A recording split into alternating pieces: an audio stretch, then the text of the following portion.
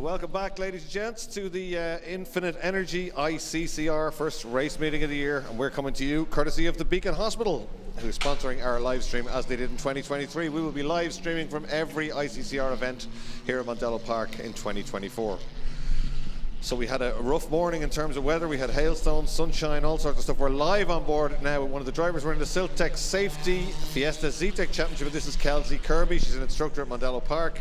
She's in her third year racing in the Fiesta Zetecs Championship. And we will be riding live on board with Kelsey. That's her car there right in the center of your screen now. The black and purple car just going around turn one. So as ever, this is the biggest grid of the weekend. It's been the biggest grid in motor racing for the last 3 years. It's sponsored by the West Dublin Safety Solutions company, ztech Safety Solutions. And Neil Murphy is with us in the paddock all day. He's practically class coordinator as well. He's really welded himself to this gig. He gets on really well with the drivers, and we'll have a look at the grid now shortly. There we go. On pole position is Peter Barrable, last minute, literally in qualifying. He managed to plant it on pole.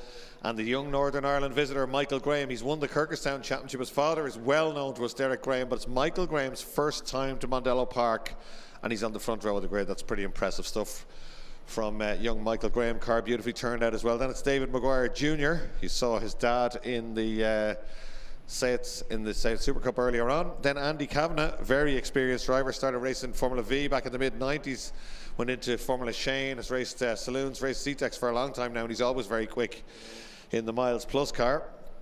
Then it's Mick Keogh, who's made great improvements over the winter. I'm not to say anything about the weight loss. Both the car and himself have shed a few kilos. Mick is running 10Ks and 5Ks and not eating as many biscuits with his cup of tea as he used to before.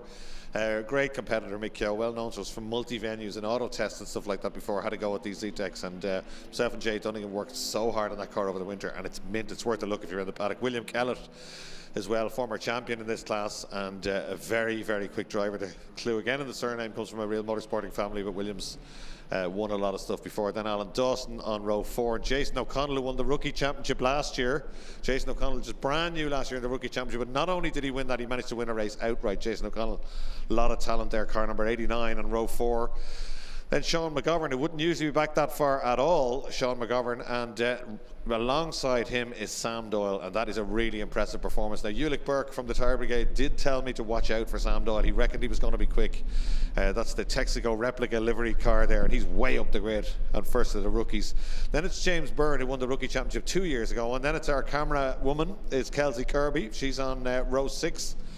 Then it's Eduardo Gonzaga, our Brazilian driver. We cover all nations. Then Mark O'Donoghue, well known to us at Mondello Park, has raced these for a number of years. Then it's Mick McArdle on row 8. Mick McArdle, sponsored by the Attic Company, and they're here today, do Attic conversions, so he'll be hoping to convert his qualifying position into a good race finish.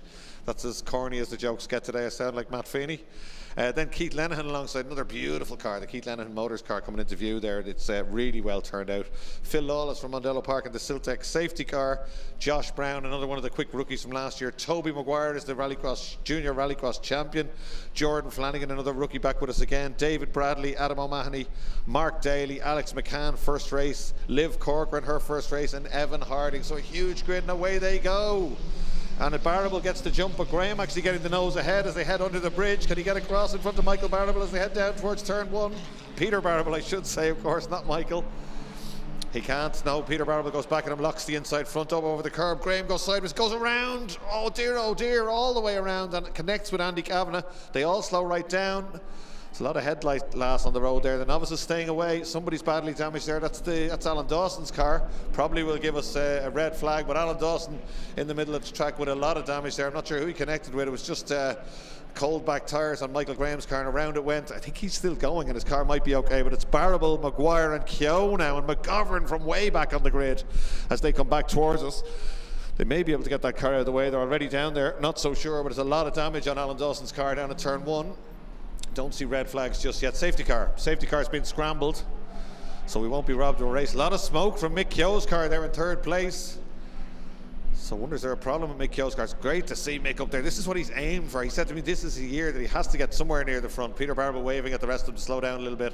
Don't think they'd seen the safety car perhaps. So novices now will have to just toe the line here. First time they've ever raced, never mind first time they've ever encountered a safety car. Some of the guys and ladies right at the back. So we'll keep an eye on them. We're on board with Kelsey Kirby, down to second gear now at the final corner. Just readjusting her mirror. She's managed to stay out of trouble up at, or down at turn 1. No problems for Kelsey now as they come out onto the main straight. They're being waved on behind the safety car. William Kellett also stayed out of trouble. Phil Lawless too in the Ztech Safety Solutions car. The added company car of Mick McCardle going through auto exhausts for Mark O'Donoghue. Sam Doyle had qualified so well. Jason O'Connell dropped back. They cost him a little bit of time avoiding that incident down there. Michael Graham's got damage on the front of his car. It's just a headlight hanging off and a bit of the front bumper. It probably sounds terrible from inside the car, but there's no real damage there at all. Should be okay. Toby Maguire there, 973. Looks like he's had a little bit of a clip on the side. Liv Corcoran managed to get by that. That's the daughter of Gary Corcoran, known to us from, say, at Supercups, of course. She's a big motor racing fan, making her race debut this weekend. That will have been a little bit daunting for the novices. Down into turn 1, cars absolutely everywhere. Now, they used the head, most of them. You saw people winding off the lock, going around the outside, some of them going up onto the grass on the inside to avoid it. But heavy enough collision down there. And in fact, they're stopping the cars on the straight. The rescue unit are just blocking the track.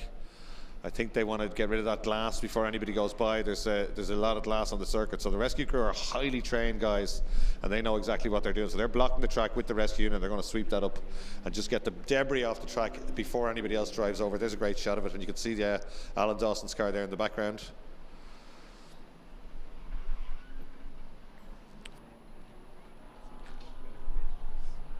Just while they're doing that, we might go back and have a quick look and see exactly what happened, because we can go back, of course, with the See It Live crew downstairs, and let's have a look at what happened down into turn 1.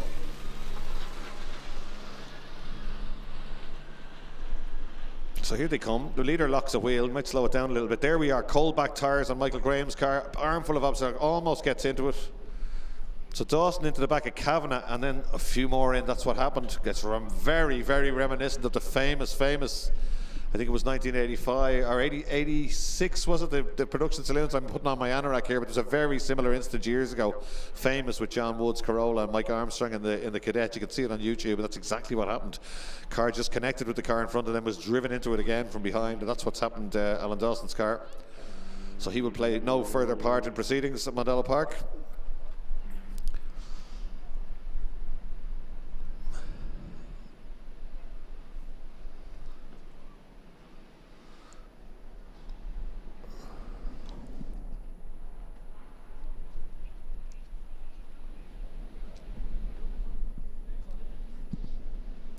So just as the car has been removed there, I think let's go back and have a look at that. We can slow that down again, the guys can. So let's go back and have a look again and just slow that right down and see what happened, because it certainly wasn't any pushing or shoving. It's just one of these things that happened. So that car is being taken away, but let's have one more look at this.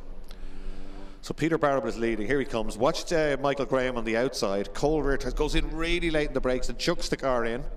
Barrable gets in over that inside curb, but at the same time the back end is letting go on Graham's car. Look at this, he gets on the bar, tries to balance it, but it's already going around. Everybody else behind lifting off. Watch Andy Kavanagh. Andy Kavanagh just makes contact with him there. Alan Dawson straight into the back of Andy Kavanagh, and then it looks like Jason O'Connell into the back of him. Yeah, that's what it was. So Jason O'Connell making reasonably heavy contact into Dawson's car, and that shoves Andy Kavanagh's car straight on. So young Graham's car is fine. Look at the others, just a great avoidance from some of the novice drivers there. Would have been very easy for 3 or 4 more cars to pile in there, but that was not really anybody's fault. It just happened, really. There's the cars held down there. The airport driving skill car of Peter Barrable. He's the reigning Irish Legends champion, and just having a go at the Zetecs for a little bit of fun. Then the JMC car of Dave Maguire, another red and white car right behind him. Dave Maguire Jr. very, very quick in this championship last year. Got himself into a few tumbles and scrapes, but he's got a lot more experience now, with no shortage of pace. Then the immaculate car. That car is one of the best prepared cars in the paddock, never mind on the grid. That car of Mick Keogh, the Jay Dunnigan car, it's absolutely beautiful. Inside, outside, under the bonnet. Really nice car. Then young McGovern in the Morgan Dempsey run car. Eduardo Gonzaga well up in the Leven car. Keith Lenihan Motors.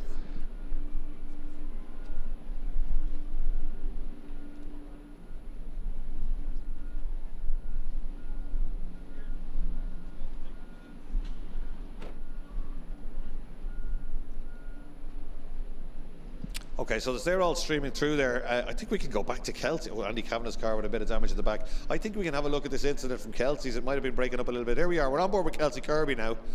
She's heading down towards turn 1. This is slowed down, of course. Let's see her view of it. She's right behind Sam and that Texaco livery car down to second gear. You can see them all locking up on the inside. It's breaking up just a little bit. Let's see how she avoids it. She doesn't quite, a little bit of a tip, but avoids the heavy incident. Somebody comes across. That's Toby Maguire on the inside. Well, she did well to get away from that one. Kelsey Kirby's like a video game. Cars everywhere. But she's straight back on the throttle and chucks it into Campion corner to join back in there again. So you can just see how hectic it was. You might think these cars are not particularly quick, but they're going at a good lick in third gear, heading down towards turn 1, even from a standing start. But something like that happens at turn 1. So here they come back towards us again. So I think we're just missing one car. I'm looking at the back gate now. 2. Oh, young Graham's car is in. That's a shame. I wonder can they get that car back out, because it certainly doesn't look structural. It's got a headlight and a problem with the bumper, but there's somebody working on it there. I would assume that's probably Derek Graham. Wonder can they get that car back out onto the circuit.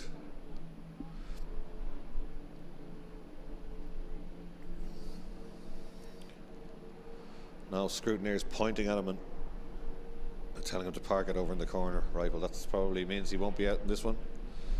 There's a little bit of reasoning going on there. I think his dad wants to get the car and get fixed for race 1, but a lot of gesticulation going down in the scrutiny bay. So his dad is Derek Graham, of course, well known to us here, multiple championship winner, and his grandfather Aubrey, also well known to us here.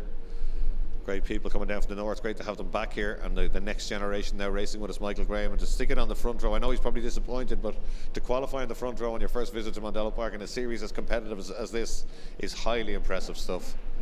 So let's hope the scrutineers let them take that car out and get it repaired for race 2, because we'd love to see that young man on the grid.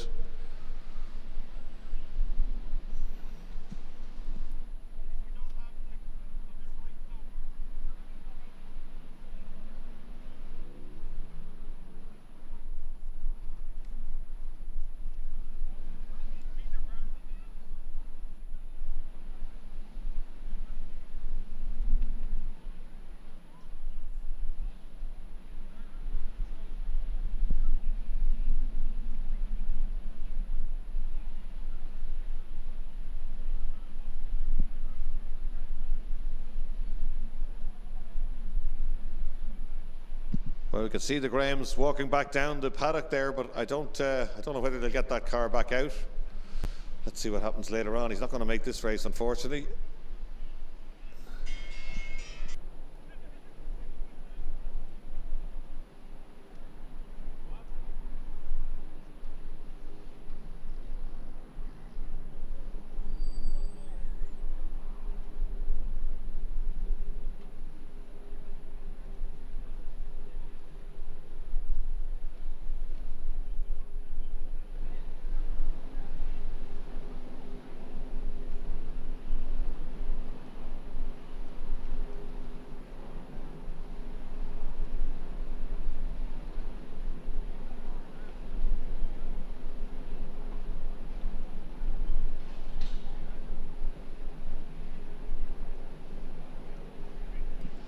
So just a message there from Derek Graham telling us that the car is actually a lot more badly damaged than we had thought. It's the chassis legs bent and stuff like that, so he won't be back out to play today, which is a shame. If he lived a bit closer, maybe they could go and get his dad's car. Derek Graham's building an ST, but he's been very successful up the north in his ztech as well. And I think he was on the front row here last year. He was only a pole position in the first race last year, Derek Graham. So that's a shame we won't see Michael Graham back out, but I hope he comes back down. It's great to have Northern Ireland visitors here. They're always very welcome at Mondello Park, and they're never slow. So more of them, please. So we're getting ready to go. We're told 12 laps, one warm-up lap and 12 laps. It won't phase Peter Barrowell at all. He's massively experienced, so there won't be a problem for him. Scrutineers are just having a quick look on some of the cars on the grid for safety purposes, of course.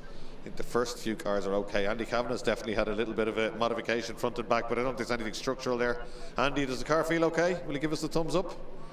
I think he's concentrating down there, but Andy Kavanagh will be getting back going in the miles plus car in row 2. He'll have Dave Maguire to contend within that JMC car. Then the immaculate car. Mick Keogh got his immaculate car through there without a scrape on it, which is just as well, or Jay would have killed him, no doubt. And alongside him, 99, William Kellett, who'll be fancying his chances of moving up now, no doubt. Watch out for him, 99. Gap on the grid there from where Alan Dawson was, and then it's Jason O'Connell, another car that was slightly involved in that, but his car looks relatively okay. Very easy for me to say that. It's a little bit of damage over the front right-hand headlight, but I'm sure the scrutineers have checked it and they'd be happy enough with that. Then Young McGovern in that beautifully turned out car. I think it's Medical Banks on the side of that car. Sean McGovern. Sam Doyle, superstar in qualifying, the novice. Watch out for him. James Byrne still there. Kelsey Kirby, our camera car, still there. Then Eduardo Gonzaga, another man who's done a lot of work on the car over the winter. It looks fantastic.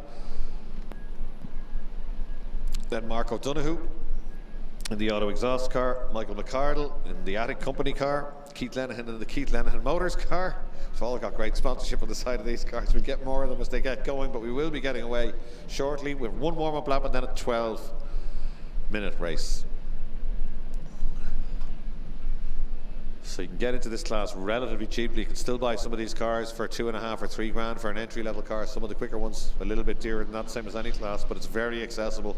They don't cost much to run at all because the engines are pretty standard. You can skim the head and that's about it.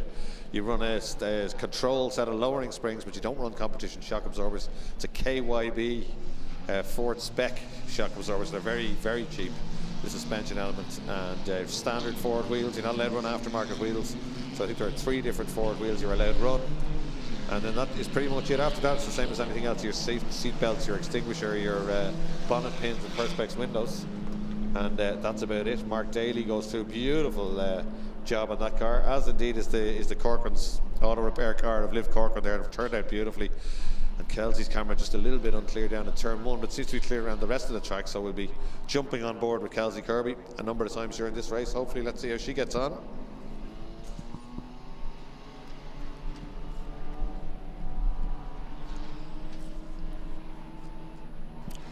So nothing but, I'm almost afraid to say it, but nothing but sunshine now at Mondello Park, because we have had, if there were 5 seasons, we would have had all 5 this morning. It was really tough conditions. Your heart always goes out to the marshals. We have the best marshals in the world, I think, at Mondello Park. They're unbelievably good, but they just get such a rough run of it when the weather turns, and they get absolutely soaked and frozen and hard for them to dry up. So hopefully they got their feed and got warmed up a little bit at lunchtime, and if it stays like this, it won't be a bad day. They're always big race fans anyway, so they do enjoy getting to see a bit of racing up close. They tend to be very knowledgeable as well. So I wonder who their money would be on for this one. It's hard to pick, isn't it? A lot of top drivers in this. Peter Barrable's hard to beat in any car. Andy Cavan has been very, very quick in ZTECs the last couple of years. And then young Dave McGuire and McGovern, 2 real chargers. William Kellett, he's won championships here before in these cars. So it's going to be very, very difficult to pick someone here. Mick Keogh's plan seems to be going well. He's worked hard. Joking aside, he's worked really hard over the winter, and he's put some commitment in, and he's just jumped up the grids. And he said this was going to be, he had to do it this year. He's been trying for a couple of years, and they've just done everything. They've built the engine. He's been training. He's done everything you need to do if you're going to be successful. Just covering all the options. So a lot of them weaving around. There's always a lot of debate over whether you should do this or not. You know, most racing cars do and most racing drivers do, but these tyres, they've run them before on Toyos, they've run them on Yokohamas, they're on a Nankang tyre now, but they tend to be a road legal tyre. They're a track day tyre, so you don't really want to be getting too much heat into them because they go off pretty quickly. So as soon as you start racing, you're trying to conserve them, but they do, some of them do tend to weave around quite a lot, quite aggressively to try and get heat in for the first couple of laps. Although I suppose Derek Graham's incident would suggest there's no harm getting a bit of heat in the rears. Just went around on him on the outside. I think he went in very, very aggressively on the outside to try and get around the outside for the lead. And that's just what got away. He almost held on to him. Once he went around, it was only a matter of time before, with such a crowded grid, somebody was going to make contact. So Peter Barrable all alone on the front row. Clear road ahead of Sean McGovern now, with Dawson gone. Sam Doyle alongside him, first of the rookies. It's a great qualifying performance for him. Away they go. McGuire with a better start at the 2 second row occupants, and a flyer from William Kellett from the outside of row 3 as they head down under the BMW bridge. There's Mark Daly, there's Liv Corcoran going through, but it's Barrable now. Who's it going to be? Look at Andy Kavanagh on the brakes, and they're rubbing door handles now, but McGuire's not going to let him in there.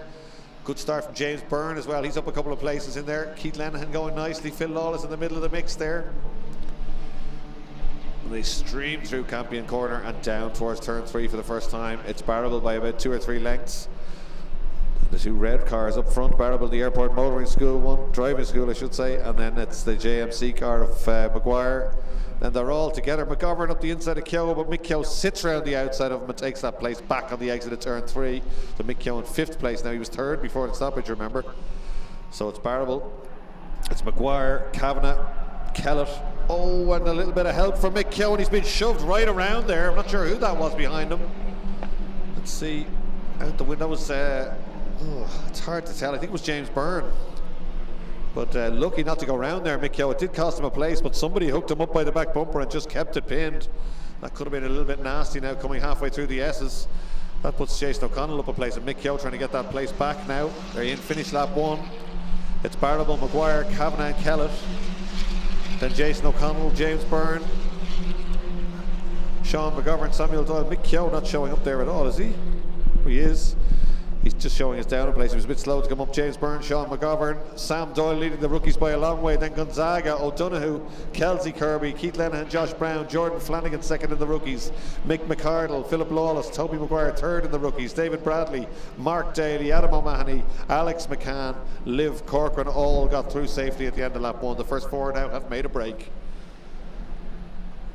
Mick Keogh will be ruining the opportunity he had there. He certainly had the pace to run with these guys, but just got slow there. Now he's back with the dogs. First 4 have got away. There's a big gap back to Jason O'Connell, Mick Keogh, and somebody else side by side of Mick Keogh in the background.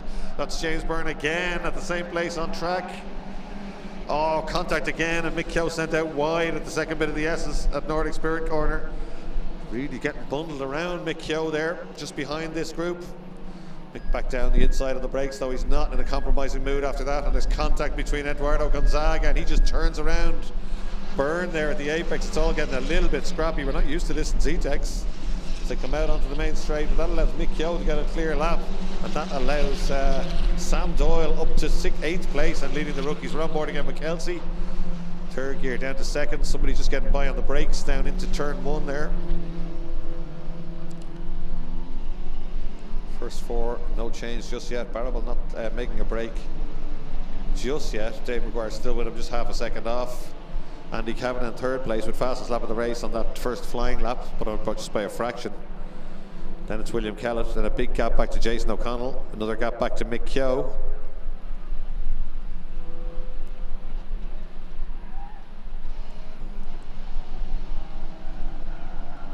This time Maguire certainly a bit closer than Barrable. Barrable taking a conventional line through there, whereas most of the ZTECs let the car run wide coming out of the first bit of the S's.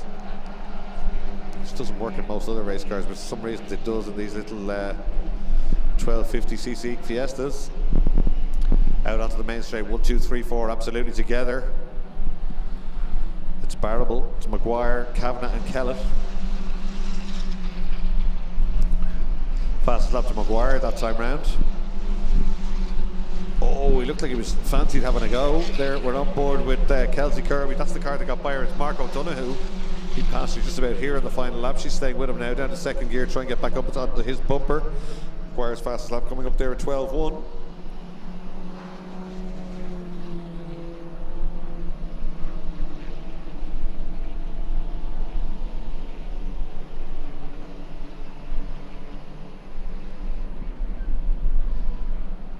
Cars absolutely together, nobody making a move just yet. I thought William Kellett was shaping up to have a go there, but he's dropped back by a length or 2 at the back of this one.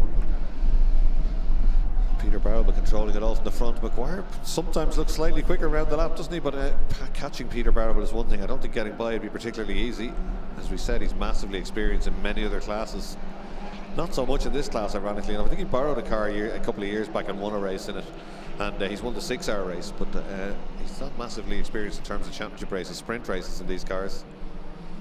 So here he is, definitely a little bit closer. This time I think is probably Maguire as they go through.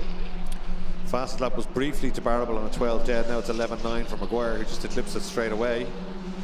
Peter Barrable with the car dancing on the brakes under him. Turns in a little bit early just not to leave any gap down there. Don't worry about the sky looking a bit dark there. That's camera tricks maybe. I'm looking out the window and it looks fine. Don't think we're going to see any, well, famous last words. I don't think we'll see any rain during this race.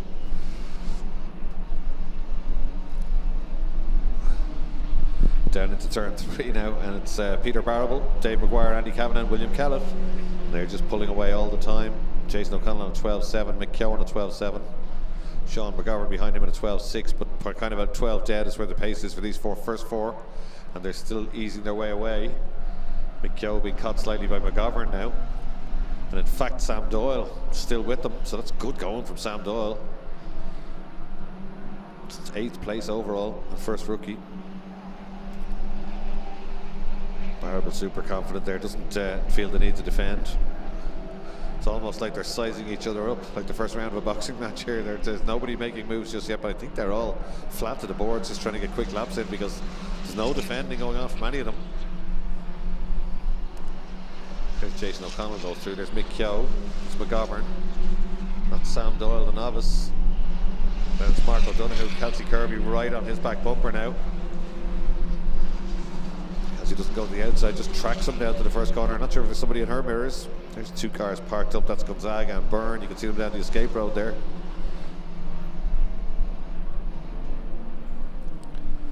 Marable's got a length or two somewhere and holds on to it through turn 3.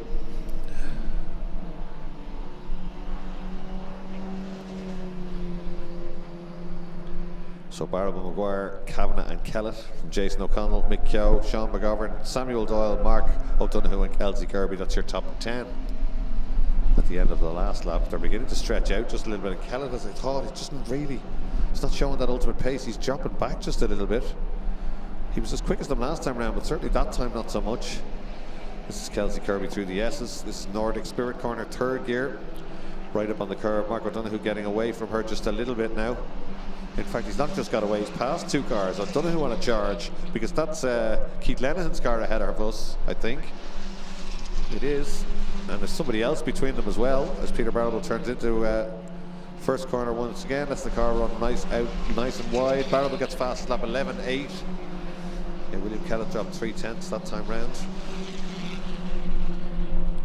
So Barrable, McGuire, Kavanagh and Kellett, still the first 4. So that's Josh Brown that Mark O'Donoghue's just got by to get into the top 10. So O'Donoghue, Brown, Lenihan, Kirby. In fact, that could be Kelsey Kirby having dropped a few places when we went back on board. She was running 10th, she's 12th now. So Josh Brown and Keith Lenihan have got by her somewhere out there.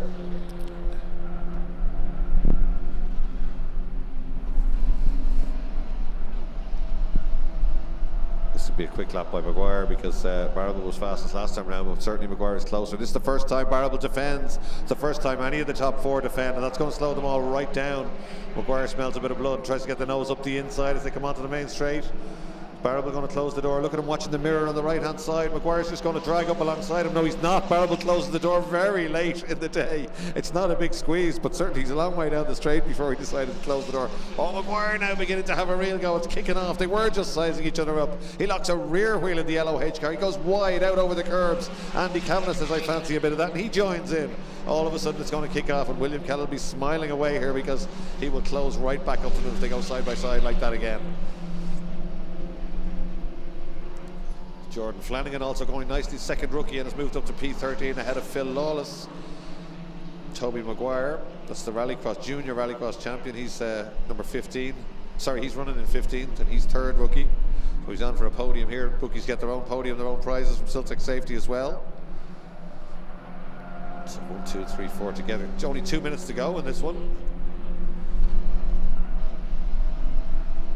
Wondering if McGuire's going to have another go. I think they are absolutely flat out. They're doing high 11s. That's probably the pace in the current weather conditions. There's nobody holding back here, certainly. And William Kellett has got a little bit closer by virtue of that scrapping that was going on in front of him in the DMC consultancy car. Kellett right in the mix now in the closing stages of this one. Look at Barrable right out to the outside. Have a go if you like, lads. Full racing line for Peter Barrable. Massive confidence. Gets it turned in. He'd be looking for that to turn that into 1 length and that to grow into 2 or 3 as he goes through turn 2. But McGuire wasn't that slow through the corner. He's got himself a little bit of an advantage, but not much.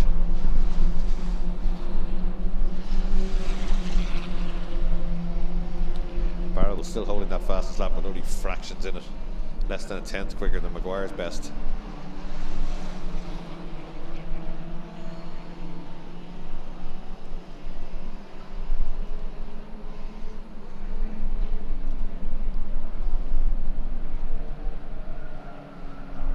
looking behind them. Mick Keogh's got into the low 12s now, and he started to close down.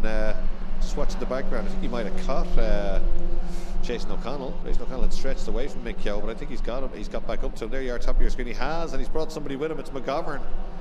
And in fact, Sam Doyle not far away either. 4 cars together behind this group. So this is starting the last lap for Peter Barrow, which is 2 kilometres between him and victory here for the opening round of the Ztech Safety Fiesta Zetecs Championship. But take nothing for granted. We saw what happened on the last lap of Zetecs earlier on. Barrow this time goes defensive. He knows it's the final lap. He's not going to take any chances. He's not trying to pull away anymore. Just cover the gap right out to the outside there. Through turn 3. That's third gear in these cars. Right out to the exit curb. And absolutely flat all the way to turn 3, which you can apparently get through the first apex flat out these cars without a lift, but you can get a bit messy when you're trying to stop it for the second bit. Most of the drivers, I think, give a small lift there just to keep the car tidy on the way to the second apex here, which is the one that counts because you got the long drag up the hill then. Andy Kavanagh all of a sudden has moved a little bit closer to Maguire. It's very sedate at the front bar. That lap 1 incident is very, it's all very calm at the top 4. There's been no big lunges or moves here. But Maguire certainly on the run up to the final corner, south side for the last time, is close enough to make Barrable defend. Barrable is defending, and Maguire will try surely to get a switch back then on the run to the flag. That's what he does. Right out to the outside, looking for a late turn in.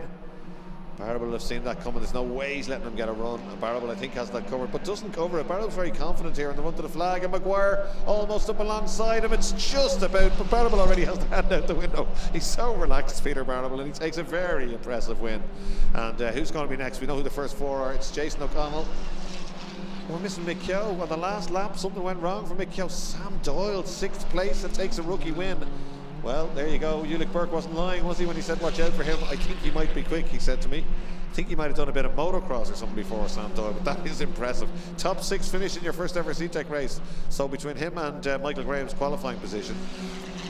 So behind that was Sean McGovern, who was right with him. Mick Keogh, who fell way back on the last lap, 2 or 3 places. Then Mark O'Donoghue, Keith Lenihan rounds out the top 10. Then Kelsey Kirby, Josh Brown, Jordan Flanagan, 13th, and second rookie Phil Lawless. We'll let the graphics go around. The next page of graphics will tell us that. We'll just continue from there. There's your top 10. There's our second page. So you see the light blue stripe on the left denotes rookie. So the first rookie is second rookie is Jordan Flanagan. Third rookie is Toby Maguire. He'll be on the podium. 14th was Phil Lawless. 15th Michael McCardle in the Attic Company car. Hope it gets extra money off his sponsor now for mentioning him a couple of times because he's down here today. Then Fiesta Zetec rookie Toby Maguire. Fiesta Zetec David Bradley. Mark Daly in that beautifully turned out car. He'd be delighted to get to the finish of that race. He's just starting off today. Adam O'Mahony, another novice. He'd been a little bit of bad luck last year, so he'd be delighted to get to the flag. And then Alex McCann, who's literally just registered and got the entry in and stuff this week. Liv Corcoran gets a finish as well, and her first signature on her license. Then we're missing Eduardo Gonzaga, James Byrne, Alan Dawson, and Michael Graham. So great stuff from Ztech Safety, Fiesta Zetecs. And a shame about losing a couple of those cars, but I think the final 2, the Byrne and Gonzaga cars, should be fixable and back out for race 2, but let's wait and see. They go into Park Ferme now, and the scrutineers will have a look at them. Scrutineers do a lot of work on this class, and they've certainly made it a lot more equal than it has been historically. The last 4 or 5 years, there's been massive amount of technical checks. They plug the cars in, they read the ECUs, they have controlled shocks that they measure them against. They have a ramp in there, they put the cars up on, like, loads of different stuff, and it just makes it much nicer to run in a class where the cars are all so equal. And we've had a few times last year where 17 cars qualified within a second of each other. Doesn't normally happen in any class, so there's a speed trap now on the main straight as well. They always keep an eye on that, so great stuff. And we'll be back with the Ztech Safety Solutions Fiesta Zetecs Championship Round 2 later on this afternoon.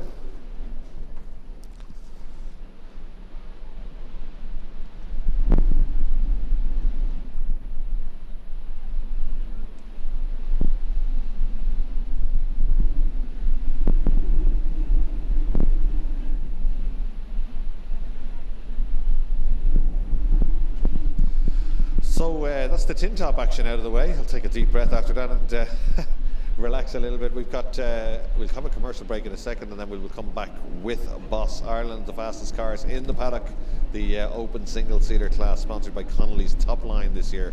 So let's take a quick commercial break, and we'll come back to you with some single-seater action here at Mondello Park.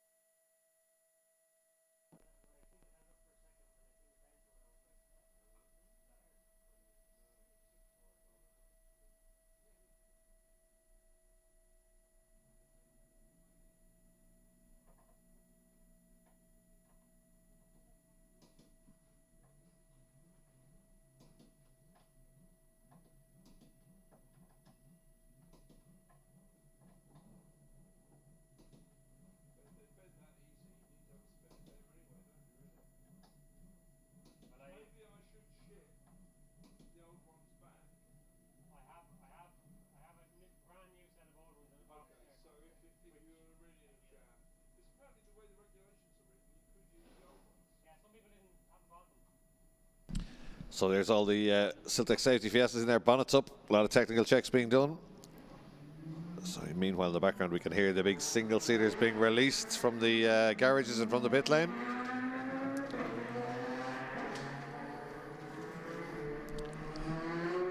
So Boss Ireland, Boss meaning big open single seaters, so no real registration, no real regulations governing what you can run, so that as a result we get some really quick single seaters. Tony Greenan on pole position, he was last year's champion, drove very well last year, that's him. Perfect picture at the perfect time, he's very, very quick. That's ex-Albon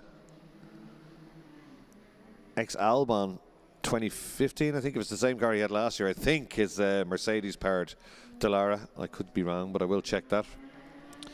Michael Connolly will be outside him on the front row. 50.574 for Tony Green. That's very, very quick. We've seen a handful of 49s ever, but 50 was the lap record here for many, many years. Conditions were far from perfect this morning, very windy, and Tony Green did a 50.5. Michael Connolly not too far away, 51.7. And then Michael Roach on the second row of the grid running as he always does, number 46 with a 52.395. Then Noel Robinson, another welcome visitor from Northern Ireland, on row 2, 52.8. And Martin Daly in the big World Series by Renault, almost looks like a Formula 1 car. Then Daniel Faherty, Max Hart, who usually races saloons in the Leastone, then Eamon Matheson and Gary Graham. So just 9 cars on the grid for this one, unfortunately.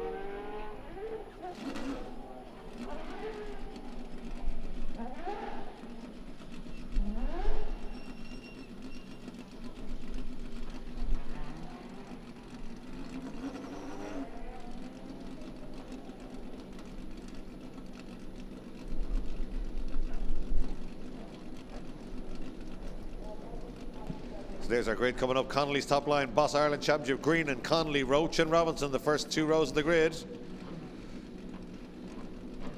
And it's Martin Daly, Daniel Faherty, Max Hart and Eamon Matheson. And just Gary Graham all on his own in the back row of the grid. Greenan, it is an F17 Dallara, and away they go, and Greenan makes a cracking start, leaves the rest behind. Michael Connolly in the Renault World Series tries to get a run, and does get a run him, and drives by him on the way down to turn 1, but late on the brakes and just coming right back at him as the champion, Tony Greenan. Well, he had to work hard there, Greenan, didn't he? Because Michael Connolly's beautifully turned out Renault World Series just blasted past him going by the grandstand, and it was last of the late breakers. We've been seeing that all day. Great stuff from Greenan to hang on, but looking a bit racy behind him. Oh, very sideways. You can't get those cars sideways like that, can you? Obviously you can. They both got them sideways on cold tires and hung on to them. Michael Connolly there just standing on the loud pedal, and as much opposite lock as the car had was required there, and he did hang on to it, but that cost him a little bit of time, and I think Greenan is deciding it's time for me to get out of here. Then it's Michael Roach and Noel Robinson locked in combat. Here they come. Robinson on the outside. I'm trying to get back up the inside, doesn't manage it on that occasion. Watch out for Daly. Martin Daly, one of the big characters in the paddock, and he gets a run at the 2 F3 cars. He's looking to gobble them up on the main strip, but he gets dear oh dear. Noel Robinson not being too generous with the tarmac there. I don't think he saw that car coming, but Martin Daly was about to blast by at least one of them by the look of it there, wasn't he, as they went by the grandstand. If you're sitting in the grandstand, you're getting all the action today. So it's Greenan, Connolly, Roach, Robinson, Martin Daly, Max Hart, Daniel Faherty, Gary Graham and Eamon Matheson is the order in this one. Matheson not showing actually, so Faherty and Graham the last 2 in the grid. Just 8 cars running in this one. So Roach it is in this group, just ahead of Robinson and Martin Daly. As Connolly gets turned in at the final corner. The black car of Michael Roach goes through. Great sound from Connolly's car as it goes by. 2.7 litre, a Renault World Series car. Same car as Martin Daly. So Martin Daly this time gets alongside, locks a wheel. He was never short of commitment, Martin Daly. He's always been great to watch. He started off in an old series Formula Renault. Well, he didn't start off when he came to us in single seaters in Mondello, and he was always a joy to watch, flinging the car around the place. And he's not much different in this big car. It looks absolutely fantastic, and he really does work it hard.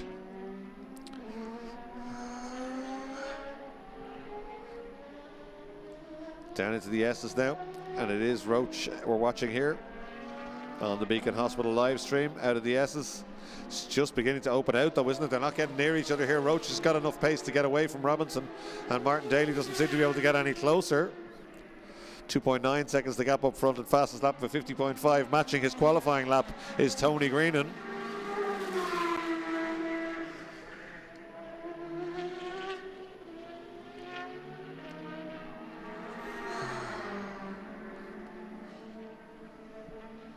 As Roach goes through Campion Corner, up through the gears now. Let's have a look at the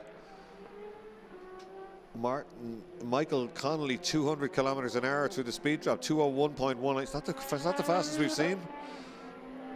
That was 198 from Martin Daly, pretty much in it as well. So 201 kilometers an hour through the speed drop for the second place car. Robinson trying very hard, and that car beginning to twitch all over the place. He'd love a podium position here. 52.7 last time round for Roach, 53 dead for Robinson. I think Robinson might be a little bit closer this time. Let's have a look. Yeah, he is. He finds another 3/10, closes the gap just a little bit there, down to a 52.7 now.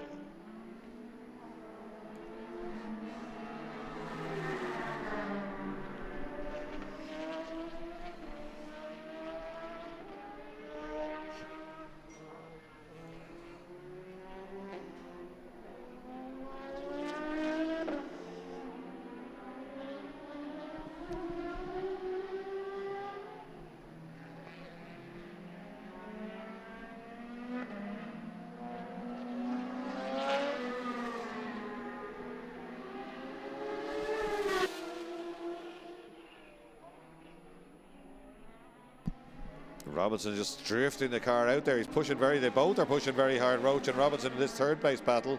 Their times come down again, 52.3 and 52.2. Once again, a 10th quicker is Robinson, and he is just inching up to the back of Michael Roach there. And they're leaving Martin Daly a little bit behind. He's a 53.3. In fact, he lost a full second to them that time round. Daniel Fardy now just getting by Max Hart for 6th place.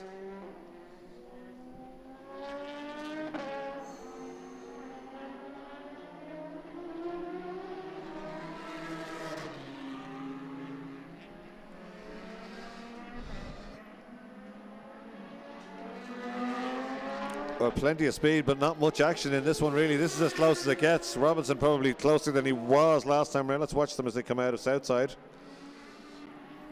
You can tell by the body language of Robinson's car, he's pushing very hard, but Roach looking very calm and composed. 52.2 for Roach that time, 52.1 for Robinson, so he's just chipping away, taking a 10th every lap.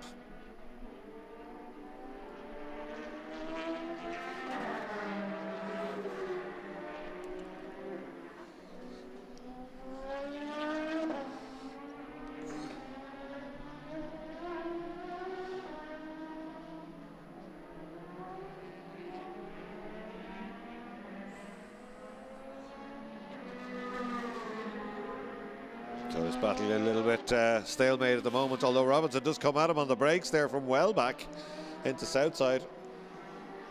Roach with a good exit though, so he doesn't quite get up to him there on the main straight. 8 minutes 44 still to go in this one. Going to encounter a bit of traffic though. Gary Graham going very slowly there, circulating in 110, so he's obviously got a problem there. They'll be seeing him again in a few laps, I'd say, at that kind of pace. So it must be a big, big problem for Gary Graham, but they got by him there, no problem, down to turn 1.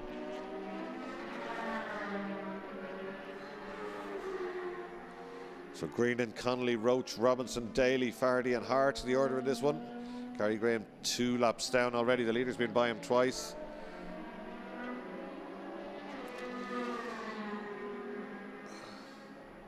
Well, in fact, this third and fourth place battle are closing. Oh, Robinson with a big look down the inside, doesn't come off. But they're closing down Michael Connolly by 3/10 a lap. Noel Robinson in the 51s now.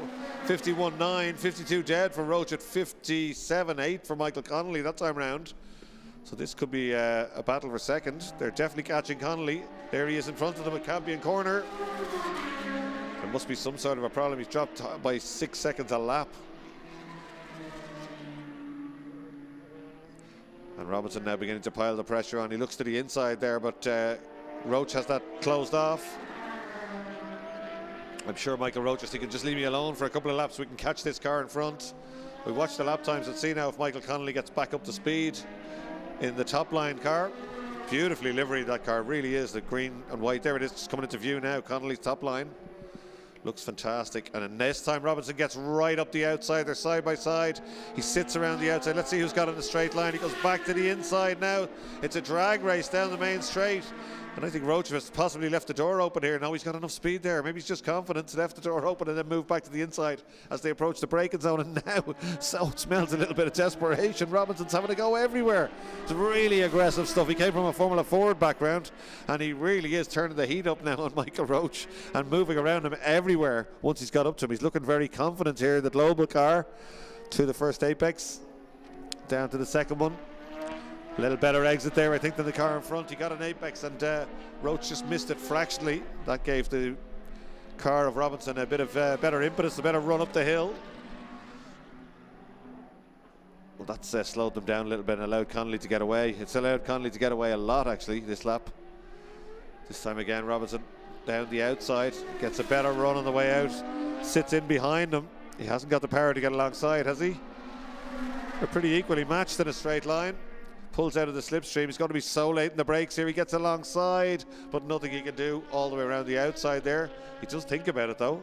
Then he gets back to the right as quick as he can to try and get a better line through Campion Corner to maximise his exit speed all the way down to turn 3. He's using the head here. He's going to the outside. That is brave stuff. Is he going to sit around the outside of turn 3? No, but he certainly thought about it.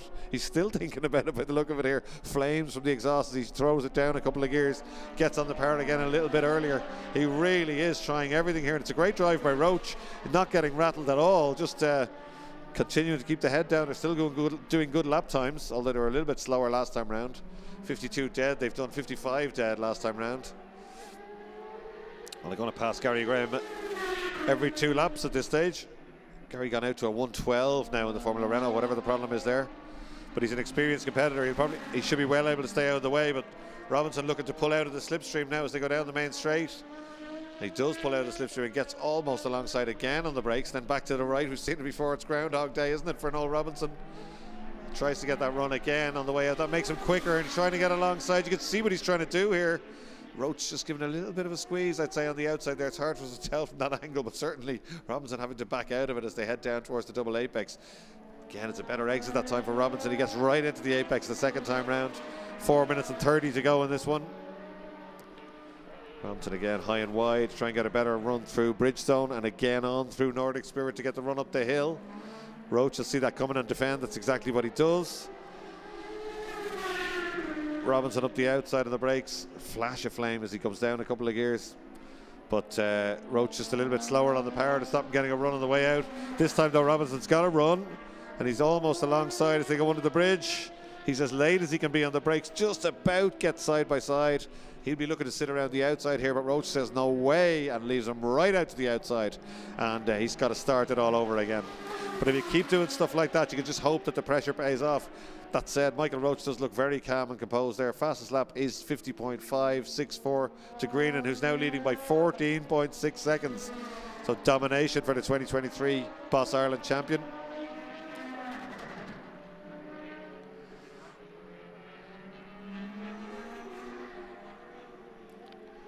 Oh, very close to the S's this time.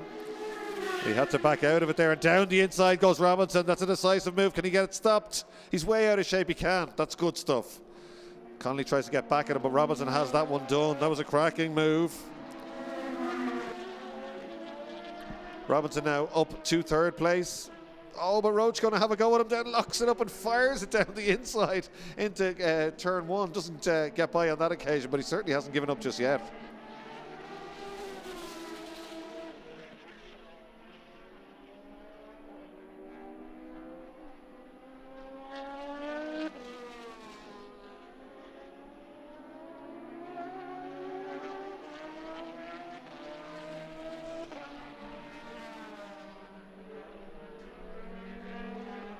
So it's Robinson now leading, but he's not easing away just yet. Right out to the outside, but that was a belter of a move. What happened is he was right with him at the S's, and it looked like, I don't know, the Roach lift or did he just get a run, but he's made a mistake. He's gone wide now and thrown it all away again, but they're both trying so hard. I think they're right on the edge, these two. Roach just straight back to the inside, kept it tight when Robinson went in late on the brakes there, and it's staring at the back of Roach's car again now for Robinson. But that was a cracking move by Robinson, but just came in too hot into the last corner. Let's go back and have a look at that move by Noel Robinson, because it started at the S's, I think. This is Robinson trying to get by Roach. Here we are. So he's got a run. Oh, very close to the S's this time. They're very close there, but he gets back on the bar, gets up the inside, and just fires it down. Look at the dust. Nobody goes down the inside there. He does. And Connolly tries to get the switchback, the famous Mondello switchback, but it doesn't work because Robinson carries enough speed through the corner and takes the place. Lost it again a lap later, but these two guys having a really good scrap. They were so close at the S's that time round, though. It really was nose cone under the gearbox, but it back in third place now is Michael Roach. And that has allowed Michael Connolly to stretch away from them by 13 seconds while all this is going on. He's got the head down, Connolly, lapping in 51s and 52s. The guys were out to 53s at one stage there. They're catching another car here. It's Harley Gary Graham again, is it? As they go through Campion. This is Martin Daly being lapped by the leader with 1:14 to go. That's Tony Green, and we haven't seen him for a while because he's just checked out up front. He is the reigning Boss Ireland champion, Northern Ireland visitor here. He was here all last year and went superbly. Really does go very well in this little F3 car. Doesn't have that much racing experience. He did some of the Super Race Sunday stuff up the north, I think, and then took a break and started doing track days in Kyrgyzstan with the Radical. And then I think was persuaded to join the Boss Ireland series, realised the Radical wasn't capable of winning and bought an F3 car. And then super job last year to win the championship. And it's got to be said, looking very, very strong in 2024 as well. So here he comes. Up the final corner. He'll be starting his last lap this time in the ex-Alex Albon car. Mercedes-powered Dallara Formula 3 car, just 2 kilometres for him to go now. Clock at 17 seconds. Really late turn in down at turn 1. Through turn 2 as quick as he can go and out to the outside. That's Gary Graham again, who's already 5 laps down. It's going to be 6 now.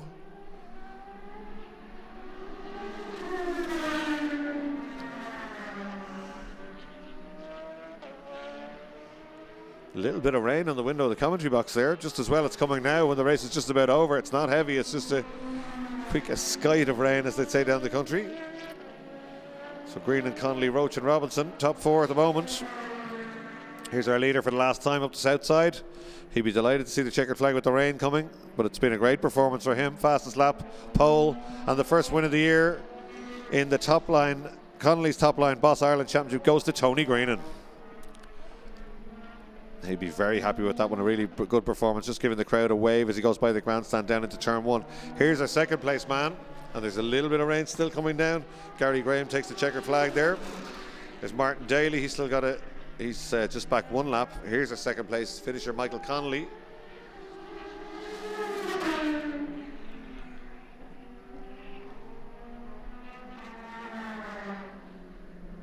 That's Faherty going through, I think. Head Max Hart.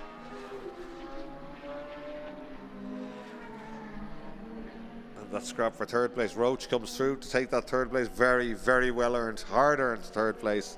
And Noel Robinson, great race from him too. He briefly managed to snatch that third place, but lost out then a lap later. So great stuff from Boss Ireland.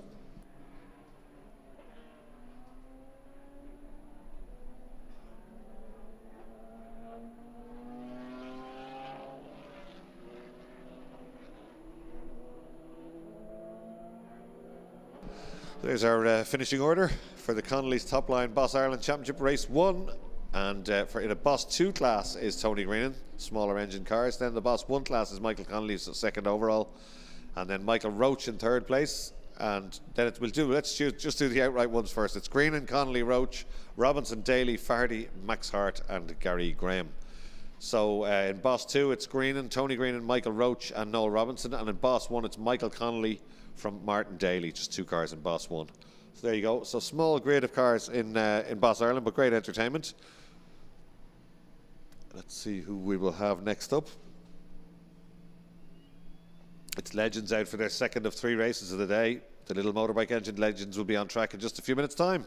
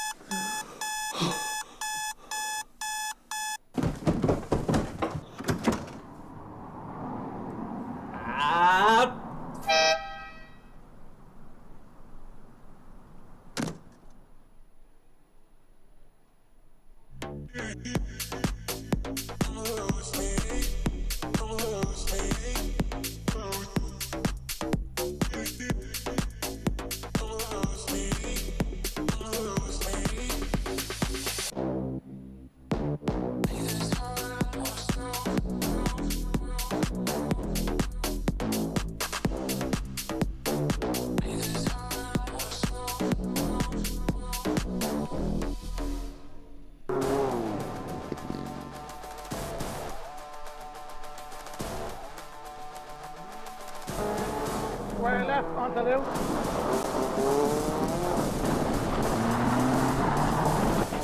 Yeah, that's good. Well, welcome back. Quick word from our sponsors as ever, and this is race 2 of the Legends.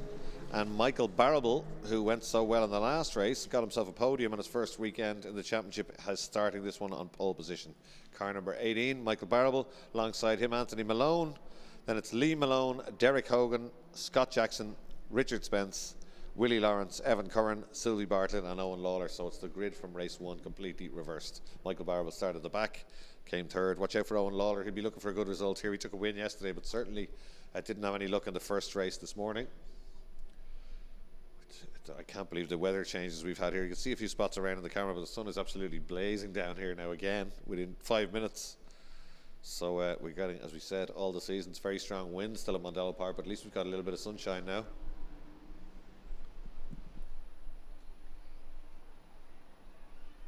So Legends on their warm-up lap.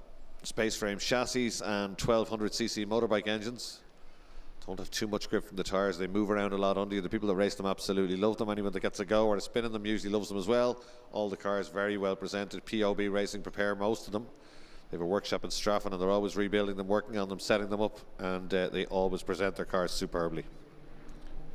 Let's have a quick look at the grid here before they get round to the start line. There's our grid. Barrable on pole position from in the MB Motors car.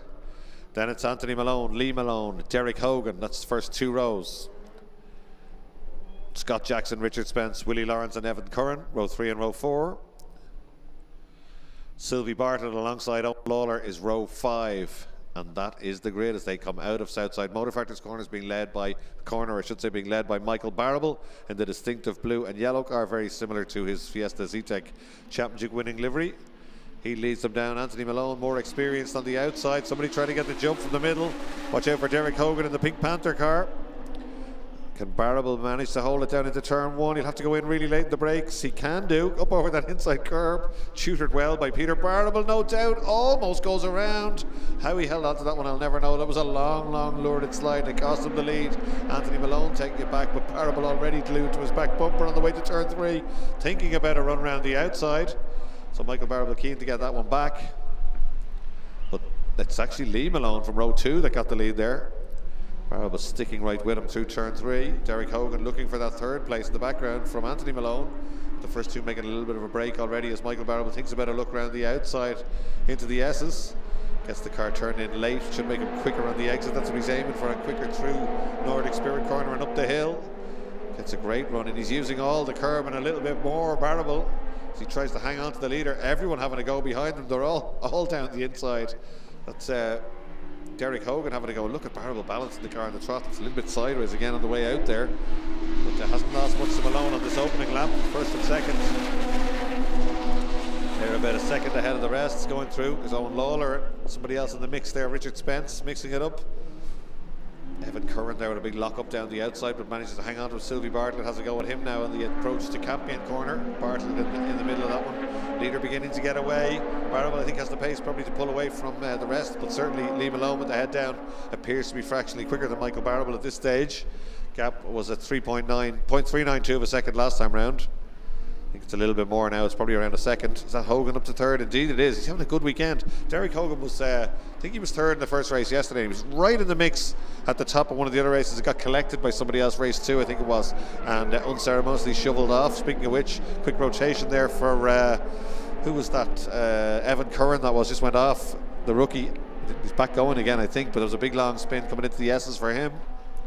Let's watch the lap times now and see if Derek Hogan can close down Michael Barrable. Malone, Barrable, Malone, the order in this one. Hogan looking quite strong in third place. Fastest lap Malone, a 4.3. 5.3 for Barrable, 5.3 as well for Hogan, so just the same time as Barrable, but they're second off the leader's fastest lap there as Anthony Malone goes sideways. Scott Jackson gets by him, he goes around. All collected by Willie Lawrence, and nothing Willie Lawrence could do there. I can't believe they're both still going. They're strong little cars, aren't they? That was a good smack. But both cars still going, but Willie Lawrence, absolutely innocent bystander, just arriving into the scene of a big spin there. Nobody's fault, but a heavy impact between those two. The Barrable inching away now, I feel, from Derek Hogan as he tries to stabilise that gap at least to the leader. He lost a full second the last time round though, 4.3 as opposed to a 5.35. Hogan having to look at his mirrors now because Anthony Malone is closing him right down, but the first two have definitely made a break as Barrable hangs the tail out coming out of Nordic Spirit corner and up towards Southside. There's the big lunge down the inside of Hogan for 99, Scott Jackson, and he moves up to third place. Lee Malone this time, let's watch the lap times. 4.4. Oh, 4.4 for Barrable as well. I did think he'd picked his skirts up, Michael Barrable. He's matched them, that's what I said he'd try and do. He'll try and balance the gap and then he'll try and chip away at it. He's very methodical when he's in the car, Michael Barrable. So he stopped the gap growing. It's stayed at 1.5 seconds on that lap now. The order: Lee Malone, Michael Barrable, Scott Jackson, Derek Hogan, Sylvie Bartlett, Owen Lawler, Willie Lawrence, Evan Curran and Richard Spence.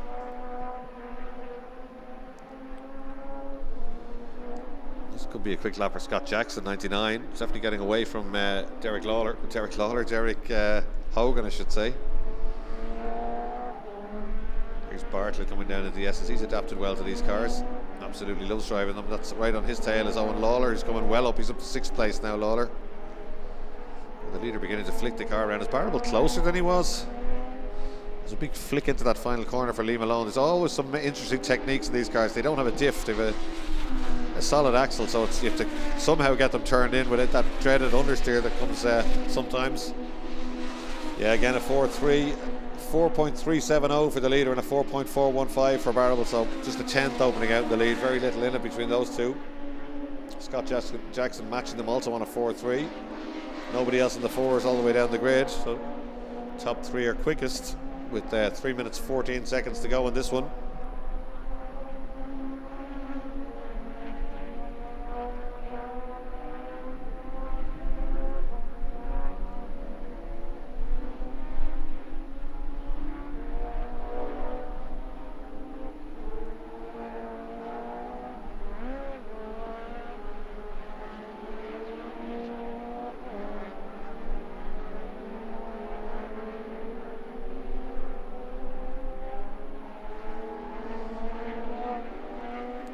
Just the gap equally spaced. Big long drift again for Barrable. He's getting the hang of these cars.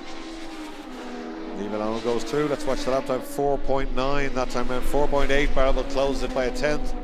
5.3 for Scott Jackson. He drops back a little bit. So just 2 minutes 20 to go. Barrable certainly a little bit closer than he was. Side by side now.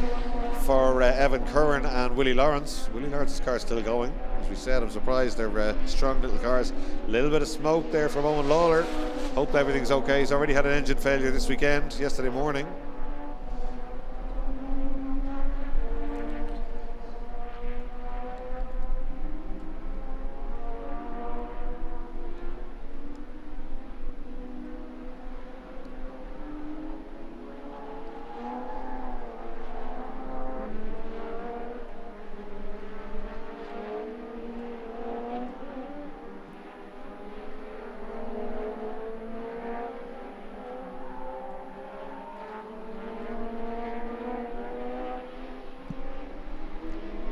So 1:30 on the clock.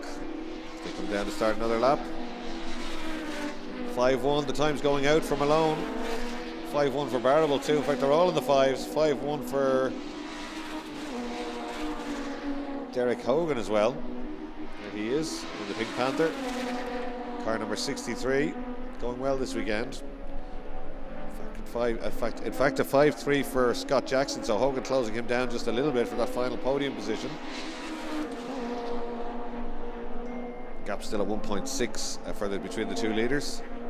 So nothing Barrable can do. He can stabilise that gap, as we said, but he hasn't been able to close it. So fractionally quicker last time round.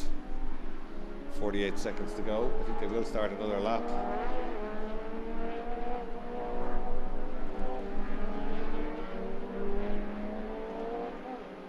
Here come the leaders. Malone and Barrable. Is Barrable's closer? He looks closer this time round. Oh, he's gone very sideways there, very, very sideways there. Not sure he got to the apex. So that will have dropped him back just a little bit. Still match the time. They're both on a 5-2 that time round, but Michael Barrable came in very quick into that final corner. Locking the wheel now, beginning to throw the car around a little bit as Michael Barrable. I think he thinks he can close this gap. He took big chunks out of the leader, I think, on the lap before this, and then threw it all away at the final corner, but certainly looking more confident now and begin to fire it around. Race 3 will be very interesting here. It's Malone and Barrable. 1.6 was the gap. This is the final lap. The clock is at 0. So a few corners between Malone and victory, but not too far away is that blue and yellow car behind him. He's definitely closer than he was again, Michael Barrable, as he comes back towards the main arena for the last time.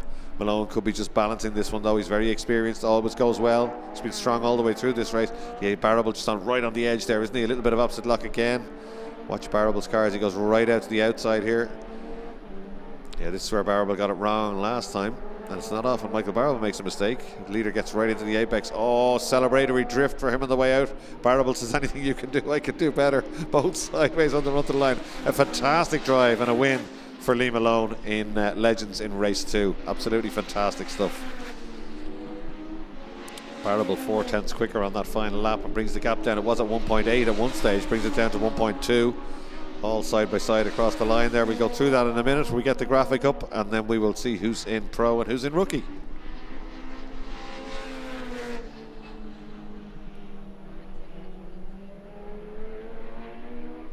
Yeah, well, there's your result. A great win for Lee Malone. No mistakes at all the way through that 8 laps and flat out all the way through them, because not far behind was the rookie winner in that one, Michael Barrable, number 18. Then Scott Jackson in 3rd place, 99, back 5.9 seconds back. Then Derek Hogan, wasn't too far from him in 4th place.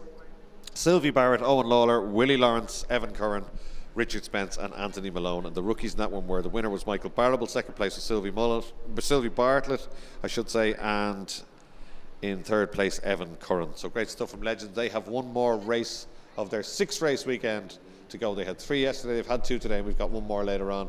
Meanwhile, we'll be back on track in a few minutes' time with the Alloy Repair Centre Fiesta ST Championship Race 2.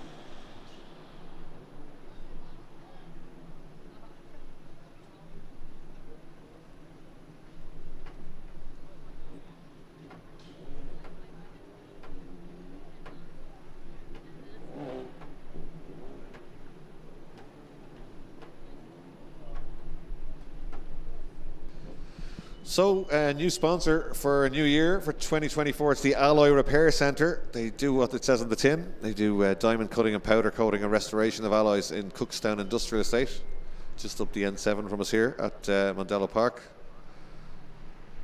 Owen Cullen, the man there, also owns the Accident Repair Centre for the past 25 years, and very impressive building and premises they have up there.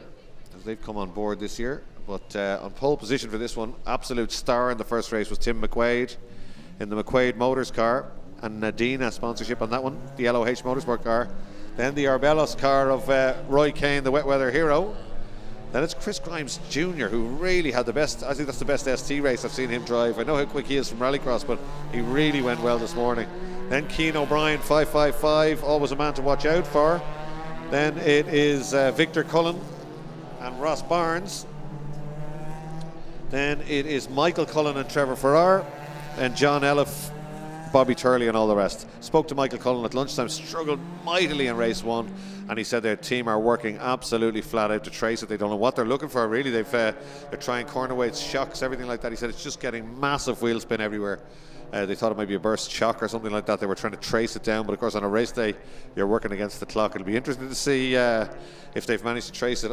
LOH Motorsport are as good as anyone else in the paddock, so if they've found the problem, you will see Michael Cullen absolutely on fire, I've no doubt. He's usually very much at the sharp end in this one. We're on board with him, Michael Cullen.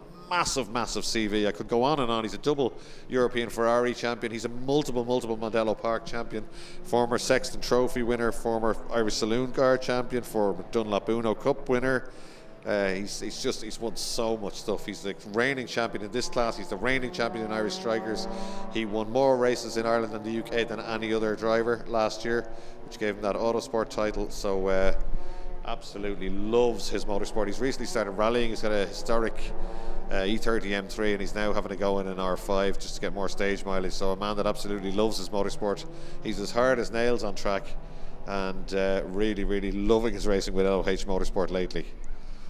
So Tim McQuaid, on the other hand, pretty much a raw novice. Started last year with no experience and was impressive straight away. Made appearances in the top 10, but this morning was certainly his best race, and that puts him on pole position. We reversed the top 6 for these races. That puts Tim McQuaid on pole position. Tim McQuaid is right on his marks, but look where Roy White is. He'll be getting a telling off from Murray Motorsport for that one. He's a good few feet back from where he needs to be lined up. Similarly on row 2, both of them a little bit further back from where they need to be. The red car of Christopher Grimes Jr. and Keane O'Brien alongside him. Then Victor Cullen and Ross Barnes. Then it is Michael Cullen and Trevor Farrar. Darren McMullen is right at the back. He had some sort of an issue. I think there may have been an exclusion from race 1 and an appeal subsequently, so I'm not sure. But he did win race 1, but he's starting right at the back in this one. So Tim McQuaid going to start on pole position. There's the BMW medical car. Motorsport Rescue Services there as well. And the recovery truck, and away they go. And it's Grimes with the best start from row 2, and he gets down between them both. Tim McQuaid bogs down slightly as they go under the bridge. Let's watch them as they come in. It's Grimes from row 2, an absolute belter, and he gets the lead down the inside. That's a cracker. Didn't even fold in a mirror, and he got it done up the inside. Marcus Hayes, the John Hayes car, is right in the middle of all the action there as they head for Campion Corner. But it is Grimes. It's White. It's Victor Cullen there. Look at Michael Cullen. That's 555. He's alongside there. We're on board with Michael Cullen. Happy enough to go down the outside here. Will he have a go around Tim McQuaid as well? He will. It's total commitment from Michael Cullen. I did say if the car was going well, we'd expect him to be on fire. And he's got round Keane O'Brien. Certainly, he didn't get around Tim McQuaid though, but that puts him up a place or two. O'Brien having to go back at him. So it's Grimes, it's Roy White, it's in fact from 6th on the grid, it's the danger man, isn't it? It's Ross Barnes in the Barnes Auto House car. Then it's Michael Cullen, Keane O'Brien and Trevor Farrar, I think that is. Victor Cullen up the inside of Farrar. McMullen already passed 5, 6, 7 cars. We'll watch out for him.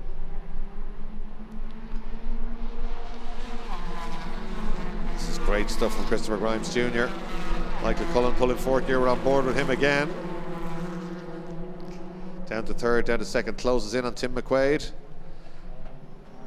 We didn't stay with him for long enough to see if he's getting that wheel spin he was talking about at lunchtime.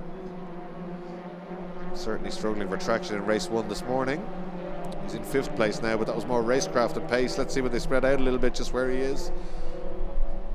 Barnes in second place now, having got by Roy White and closing down Grimes. He's right on Grimes' rear bumper at turn 3. Grimes out over the curb. Great stuff from Grimes to take that lead down into turn 1 from the second row of the grid. Just an absolute belter off the line. The auto testers always start well. They're trained in searching for traction, and he matched revs and grip to absolute perfection there to just get a cracking start. He's under big pressure now from Ross Barnes. Will he defend? He will defend. Right to the inside. Barnes goes to the outside. But look at Roy White, who's right in the mix too, and Tim McQuaid. Michael Cullen in there too, but still not just making any impression on them just yet. Then it's O'Brien, then it's McMullen all the way from the back. Ross Barnes trying to get along the outside. He's able to drive up alongside him. He's able to drive ahead of him on the main straight, but Grimes comes back at him on the brakes and just leaves him out there on the exit. This is good stuff from young Grimes as they go through Campion Corner. It's Grimes, Barnes, White, McQuaid, Cullen, Keane O'Brien, Darragh McMullen. Fastest lap is Keane O'Brien at the moment, 107.8. All the rest of them in the 8s. Grimes using the head here. He's backing him up a little bit. He's backing him up a lot. They're all together again all of a sudden. And Keane O'Brien may have fastest lap, but that's irrelevant. Look at the train of Fiesta STs coming back towards the main arena now. It's Christopher Grimes Jr., it's Ross Barnes, it's Roy White, it's Tim McQuaid. Lifting an inside rear wheel is Michael Cullen in the LOH and Beacon Hospital car. Then it's Keane O'Brien McMullen. Keane O'Brien still showing fastest lap, as we said. Then it's Victor Cullen and Trevor Farrar.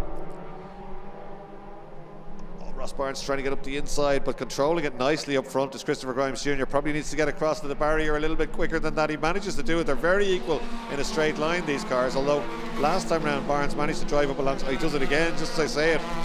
He just drives up alongside Grimes. He certainly didn't get a run on him out of the last corner, so let's have a look at the there's not much in it really in terms of the straight line speeds. They're all very similar, which is exactly what we want to see.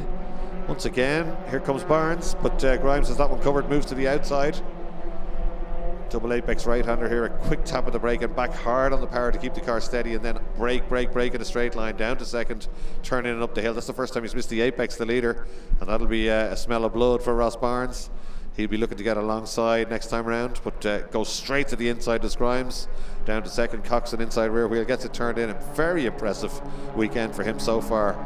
For a young Chris Grimes. I thought it was just the wet conditions because he's so good in rallycross, but it's bone dry now and he's not looking rattled at all. And McMullen is up another place in the background. Is that Michael Cullen he's gone by? It is. Michael Cullen just been done by McMullen on the way out of the S's and on the brakes into the final corner. So McMullen up to 5th from the back of the grid now. So it's Grimes, Barnes, Roy White, the super impressive Tim McQuaid, and the charging Darragh McMullen, who's the fastest lap now with a 7.3. Oh, Barnes into the quarter panel of the leader. They're gone out of shot. Yeah, that could have sent Grimes around, but coulda, woulda. It didn't. He still leads. That'll have slowed them right down now. I think Barnes probably looking in the mirror and sees some of these guys coming behind him. McMullen all the way from the back. But Grimes not being rattled at all. I'm very impressed with his composure in this one. Look how much he's making them all slow down. There's a big train of cars. Himself and Barnes had made a gap early on, but he's gone into defensive mode now, I feel. Down the inside, second gear here for these cars. Some of them will hold it in third. Inside rear wheel in the air for most of them. And again, Barnes touching his back bumper on the way through the S's. Third gear now certainly, and flat out on the way out of that Nordic Spirit corner.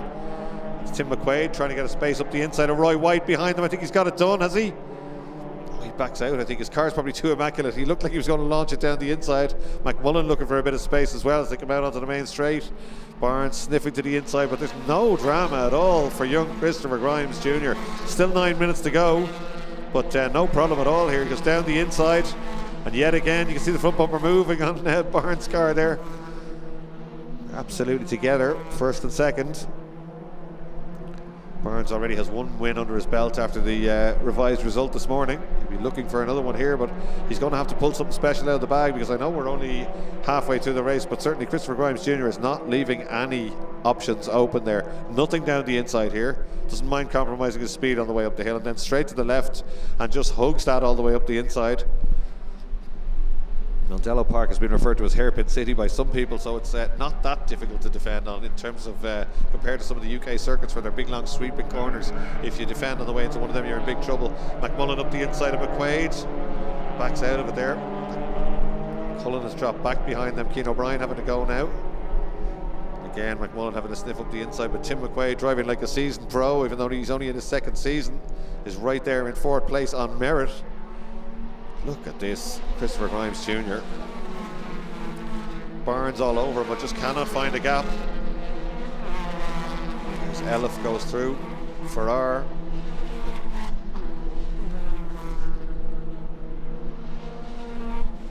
McMullen is he motored up his way up through the grid pretty quickly. He's got to the top four, doesn't seem to be able to make any move just yet, but I think keep an eye on that one as Barnes tries to get the nose down the outside. Roy White in third place, and Tim McQuaid and McMullen.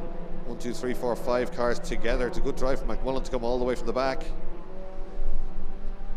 All the interest at the front in this one. 7 minutes to go, 7.5. There'll be 7.5 long minutes for Christopher Grimes Jr.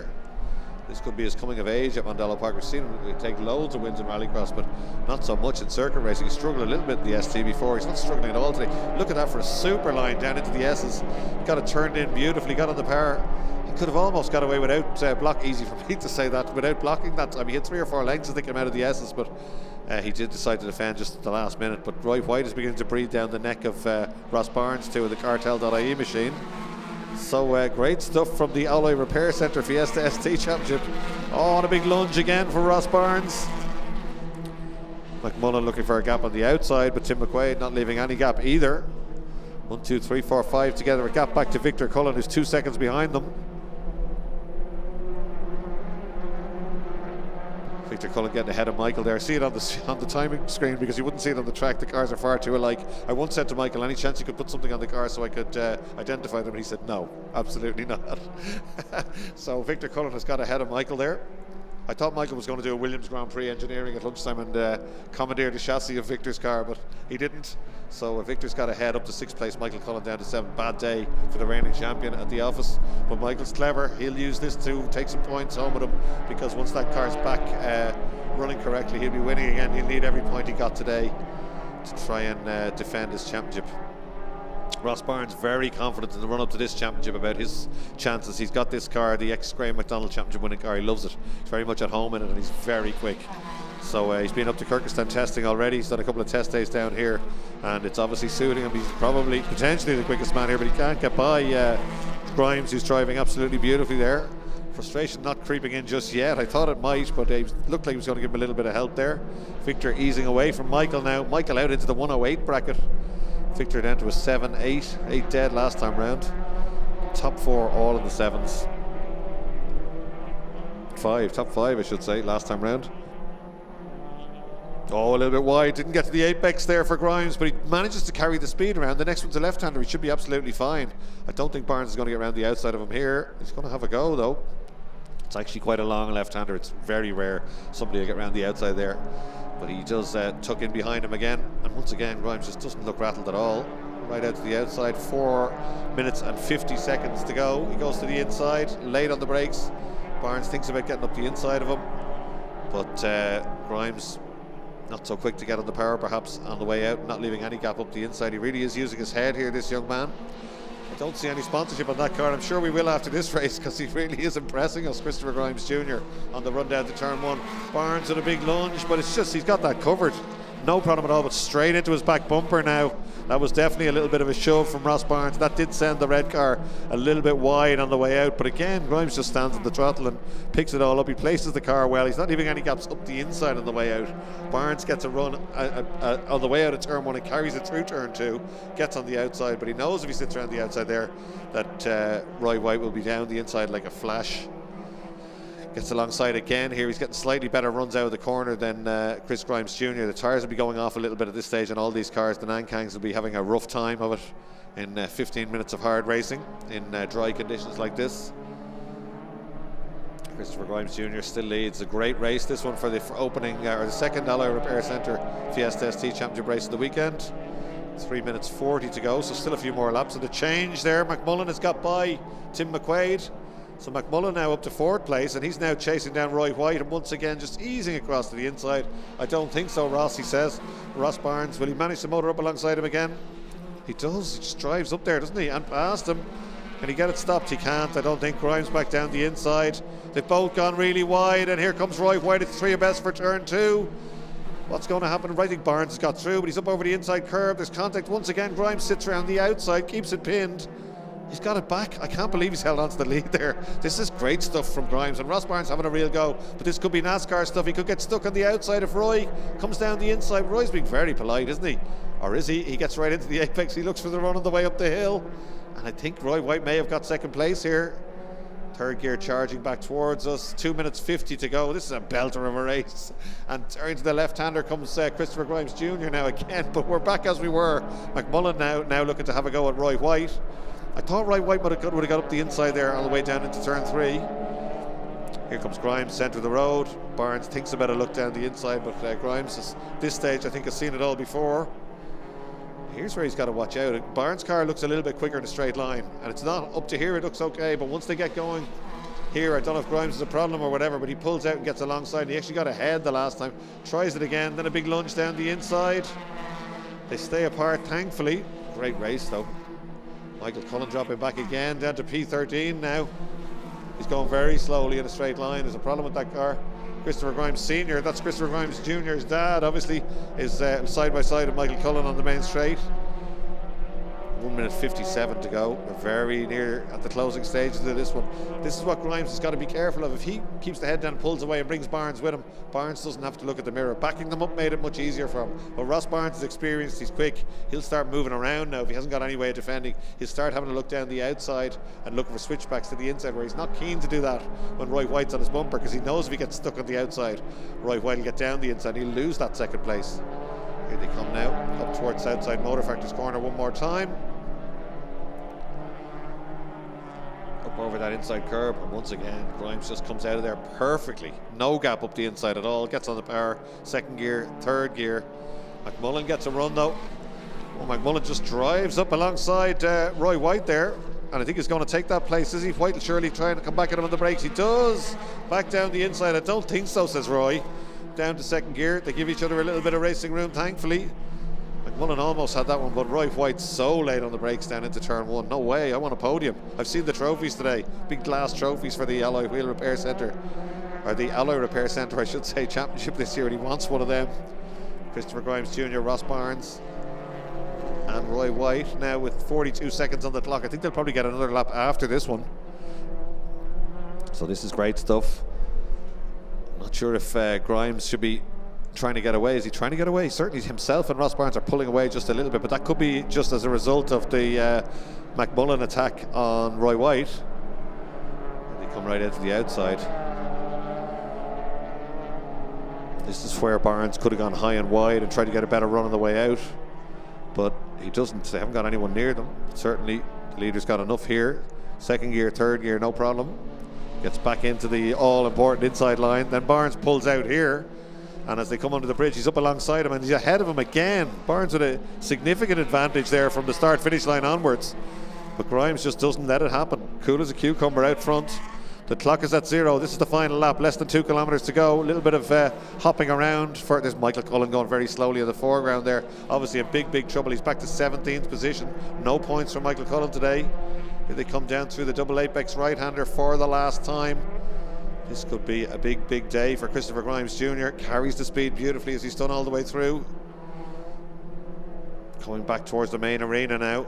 Ross Barnes has tried absolutely everything here. 1, 2, 3, 4, 5s together. One make racing at its absolute best here. It's been a great drive by McMullen too, all the way through from the back. But I think the star drive here, if he can get it through the final corner, is Christopher Grimes Jr.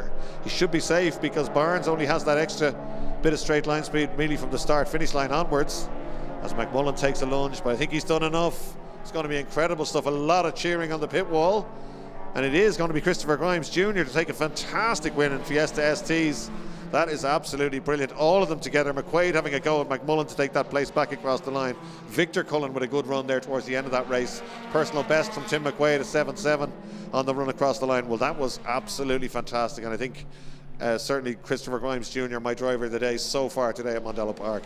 He soaked up all the pressure. That was a drive of a true champion there. Really good stuff. Let's have a look at the graphics. We'll have a look at our result. Here we go. There we go. Christopher Grimes Jr. takes the win from the start. He led all the way through that one. Ross Barnes, good drive from 6th to 2nd. Roy White, we thought he was just a wet weather expert. Not so. Good performance on the drive from Roy White in the Murray Motorsport car from all the way at the back, and it's a big grid. Darragh McMullen in 4th place. Then Tim McQuaid continues to impress in 5th. Victor Cullen, good drive to 6th place. Cian O'Brien in 7th. Trevor Farrar 8th. Wayne Laverick 9th. And John Elliff in 10th place in his brand new, newly built car. So great stuff from the Alloy Repair Centre Fiesta STs. They'll be having their 2 podium presentations now after they get out of scrutiny and technical eligibility checks. So absolutely fantastic stuff, great entertainment, and makes good television for us. Well done, Christopher Grimes Jr.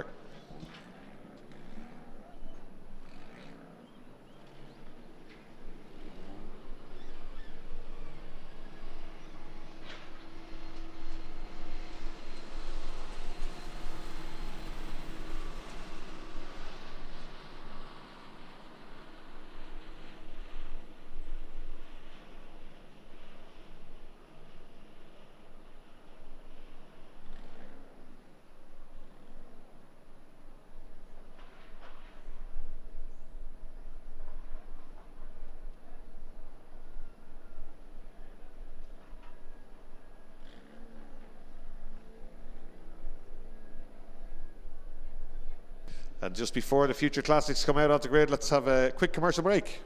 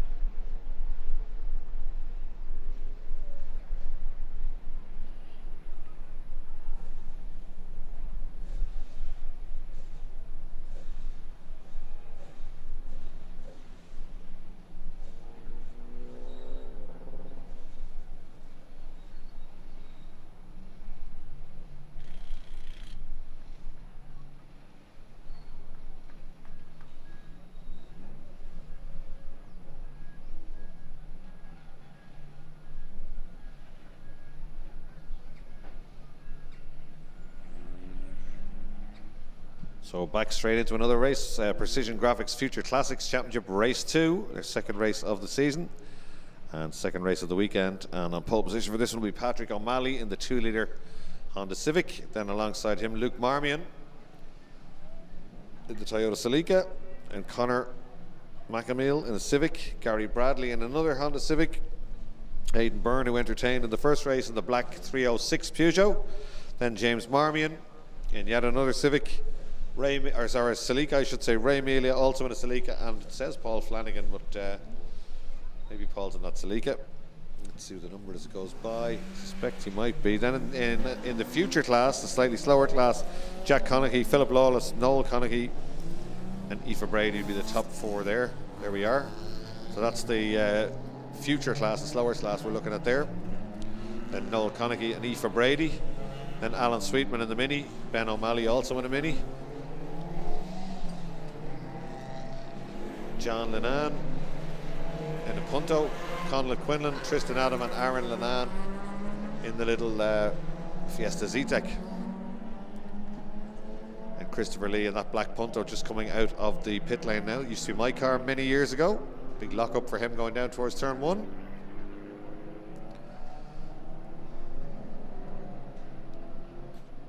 So barrier times there on your screen. If you break those, you get a 10-second penalty, and if you break it twice, you get another 10-second penalty. So Super Future, the main class, 106.5. They've knocked half a second off that since last year.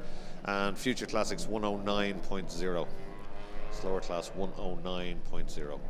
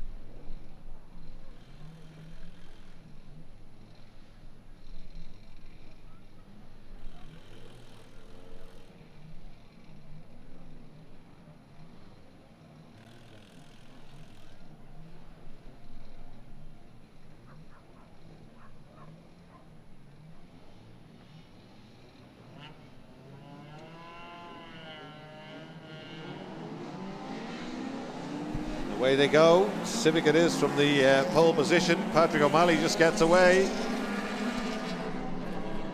Heading down towards turn 1. Great grid of these cars coming towards us.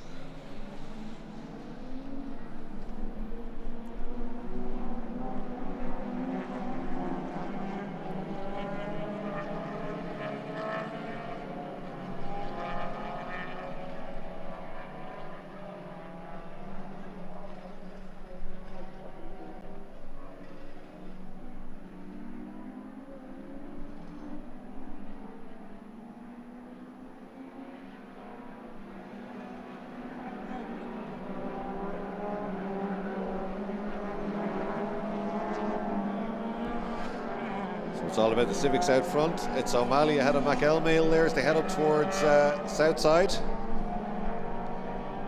Slight gap back to Marmion. Then it's Bradley, Byrne, Marmion again, and the slower class coming towards us. A lot of Salikas on the grid, aren't there, this time round? Lisa Brady having a look on the outside. Elmeal trying to get by on big, and very defensive stuff there from O'Malley coming out of turn 1. Elmeal having to touch the brakes on the exit. Looking to get by here, but in a straight line, certainly there's not much in it. They're both plenty quick. 2-litre EP3, just ahead of the 1.8 coupe behind. To the first Apex. Slowing right down for the second one. Up the hill then hard on the power again. Taking back towards us side by side.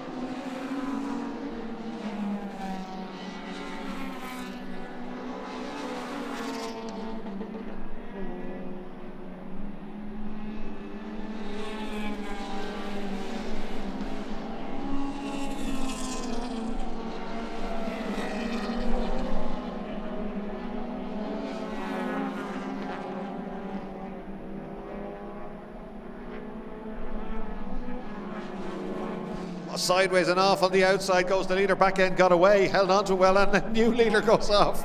What's going on down there? They've both been off down there, but they come back up in the same position they were in. So both of the leaders off at turn 3. O'Malley with the back end getting away out onto the turf on the outside, and Conor McElmeal, I think, was so surprised that he went off on the exit and they re-swapped places. But that certainly has allowed the first 2 to turn into the first 3 now as they come up there. I think that's Marmion right with them. The braking zone into Southside. It was 2 cars to the lead. It's 3 now. 2 Hondas and the Celica.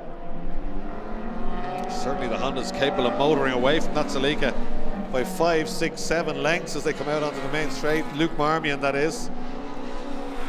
I don't know where he's making it up, but the Honda's a lot quicker in a straight line.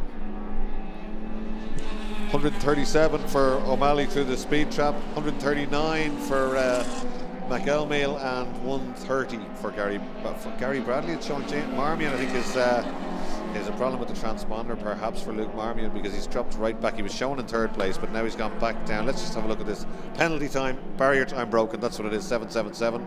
So Luke Marmion did a fastest lap that's under the barrier time of 106.401. That's given him a 10-second penalty. Off goes McElmeal again on the outside. Off camber corner, easy enough for it to happen. Gets back on again. Just kept it pinned and pulled it back on there, didn't he? Number 64, but that's allowed the leader way out in front. 477 Patrick O'Malley. So Gary Bradley not too far away from that 3rd place now. They come up to the final corner and out onto the straight. It's O'Malley. There's Marmion on the road, but he's got a penalty, you see there on the left-hand side. It's the fastest lap of the race includes that penalty. Marmion running on the road in 3rd place, but well, it's 2nd actually, but he has got that penalty, which dropped him back down the grid. McElmeal already up all over the back of that Toyota. No pit signals, no pit boards allowed in this class, and no lap timers allowed in the cars. So the idea being that you tune your car to go somewhere around the barrier time and then push as hard as you can. But they've got to work it all out themselves.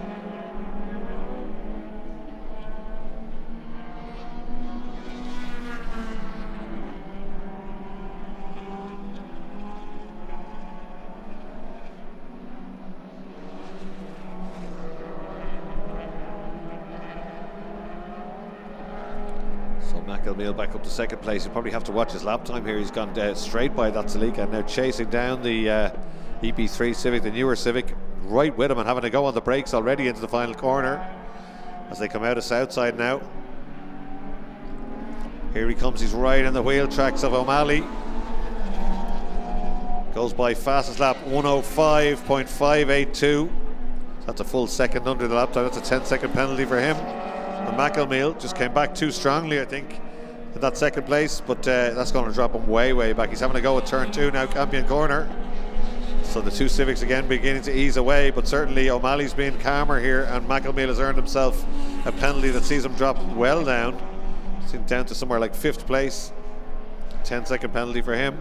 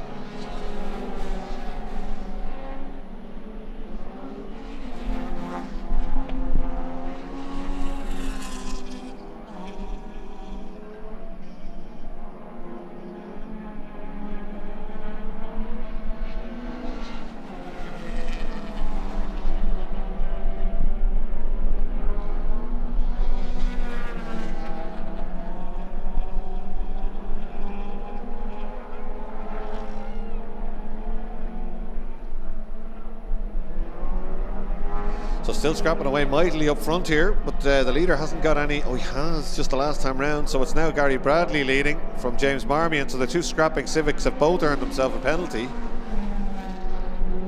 They go by there and briefly showing the lead, but that'll change as those barrier times kick in, or the penalty times kick in. But the two Civics having a real go here up front. A little bit of contact on the exit of turn 1 there. O'Malley just getting a little bit of help from McElmeal, showing back in 6th place now. Barrier time penalties applied to 64, 777 and 477. It's Patrick O'Malley, Luke Marmion and Conor McElmeal, who's had 2 penalties. He's back down in 9th place, whereas O'Malley's still showing in 4th place. We've seen before that you can still take a top result having got a penalty. You keep the head down, because you'll be naturally quicker than the cars behind, and the longer the race goes on, the more chance you have of stretching enough away for them to negate the 10-second gap, the 10-second penalty, I should say. McElmeal looking down the inside. O'Malley closes the door again. Tries to get up the inside on the way out. Drag race between the two Civics here, very little in it. O'Malley's just squeezing the door shut, but I think that Civic's already there. Indeed it is. He's going to lose the lead on the road, of course, this time, and McElmeal down the inside. In fact, they've broken the time again, both of them. 6-1 and a 6-1. That's another 10 seconds each. So there's a little bit of miscalculation here. Heading out towards turn 3.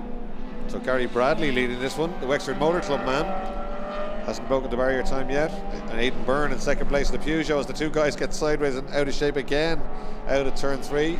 Then it's Marmion, Patrick O'Malley, James Marmion, Patrick O'Malley, Luke Marmion, Ray Melia, then McElmeal, then Jack Conaghy leading the future class from Noel Conaghy and Phil Lawless and Aoife Brady, and they're all running together.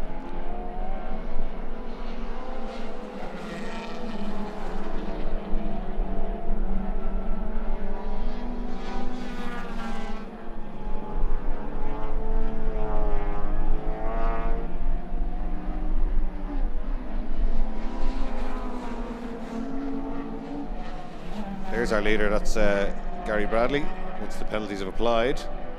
Good scraps in the future class as well.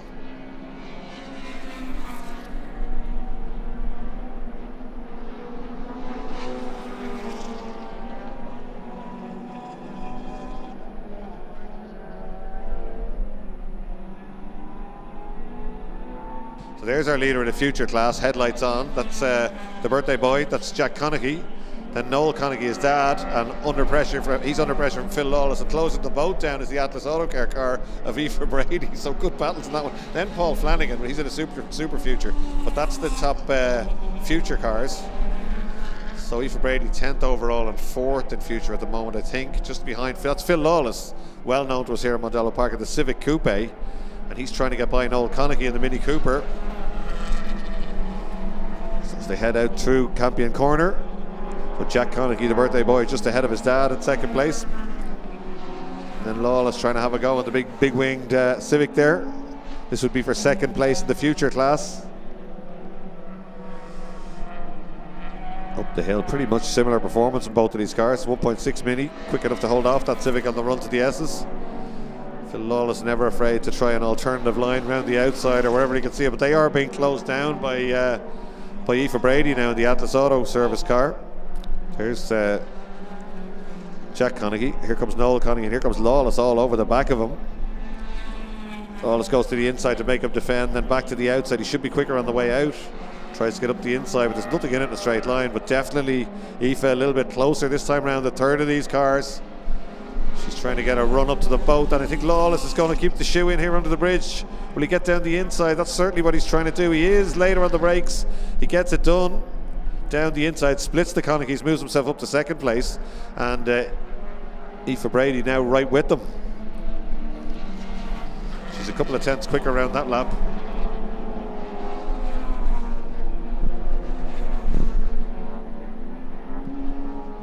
Conaghy tries to go back at Lawless side by side on the way to turn 3, but he's got to watch his mirrors now because Aoife right with them. This battle 2nd, 3rd and 4th in the slightly slower future class.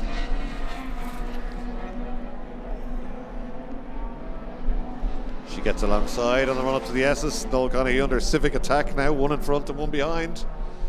in the little Mini through the S's. It's 2 minutes 13 to go on this one. There's Jack Conaghy with the headlights on. Lawless in second, Noel Conaghy in third, Aoife Brady in fourth. It's a good battle between these three as they round Southside Motor Factor's corner. Just 2 minutes to go, so coming to the closing stages of this one.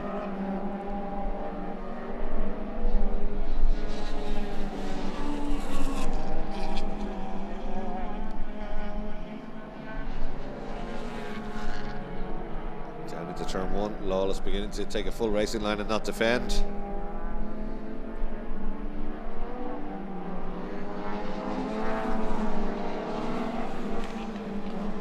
Gary Bradley still leading overall, but this is where the action is in this one.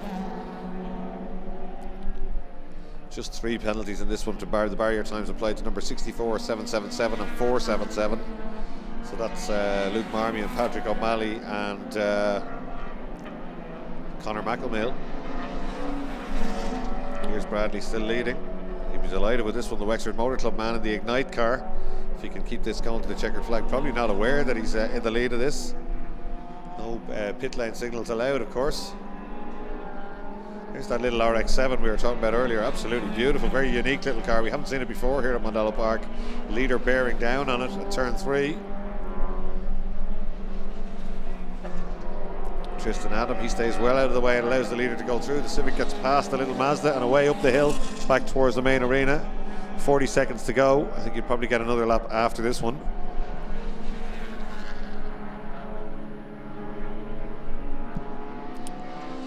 Through the back of the pits, Nordic Spirit corner, right out to the outside, Gary Bradley, and very much involved in the Wexford Motor Club Youth Academy. It really is a cutting edge initiative by the Wexford Motor Club.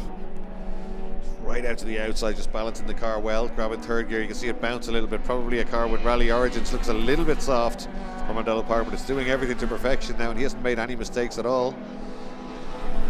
Wide out every inch of the track to the outside, a nice late turn in, gets into the apex. No understeer on the way out there. It's all going nicely. This is it, the final lap. That's our leader for the last time. Past the hole in the hedge where they use for rallycross. Through the first apex, down to second gear for the second one for the last time by the Infinite Energy signs and the beacon signs. Infinite Energy, the title sponsor, of course, of the ICCR for 2024, and the Beacon Hospital, once again the main sponsor of our live stream here on the Sunday of every ICCR meeting at Mondello Park. So here he comes up the hill for the final time. A great feeling for any driver waiting to see the checkered flag. Third gear, hard on the brakes, down to second. The checkered flag is being prepared below us, and here he comes out of the final corner. Gary Bradley takes the checkered flag and his first win in Future Classics. Fantastic stuff. Hayden Byrne not too far away there, behind him in the 306. So let's wait till the computer does its thing and we'll have the results up there in a minute's time.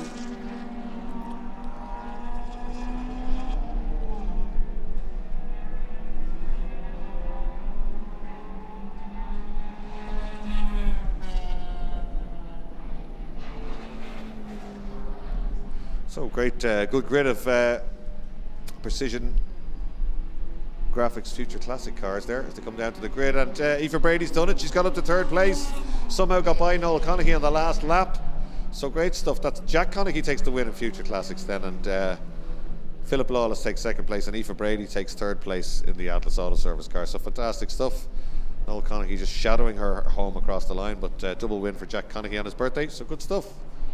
So as soon as the cars cross the line, we'll have the graphic up with all the results.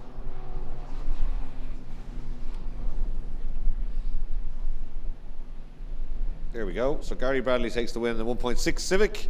Luke Marmion in second place in the 1.8 Celica. Then it's Aidan Byrne in the 306. James Marmion in the Celica. Ray Mealy in a similar 1.8 Celica.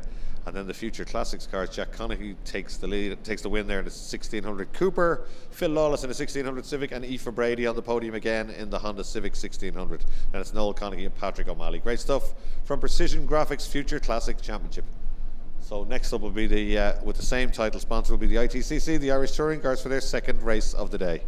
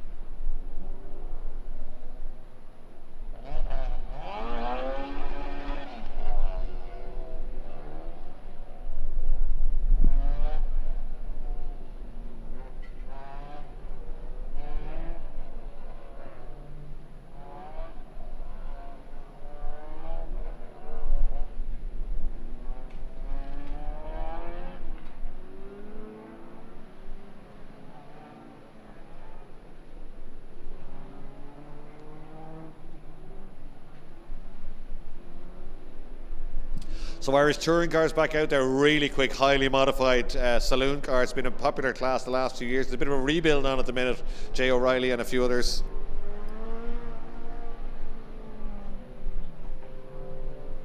So a lot of guys putting the effort in, new cars coming back out, a lot of rebuilds. They're highly tuned, stressed cars. They give a little bit of bother, and they're all helping each other out. It's a very busy WhatsApp chat, building it back up. Jay O'Reilly is the sponsor, but he's also the man that pushes them all to get their cars back out. He's going to be getting his car out very shortly. I've said it live on TV, so he's no choice. So Jay's beautiful Honda Civic will be back on the grid shortly. There's our grid, Stuart Curran on pole. Alongside him it's going to be Owen Drought, who's struggling a little bit with the golf today in the Owen Drought car sales car. Then it's Rob Savage and Cian Walsh. They're potentially the two quickest cars out there.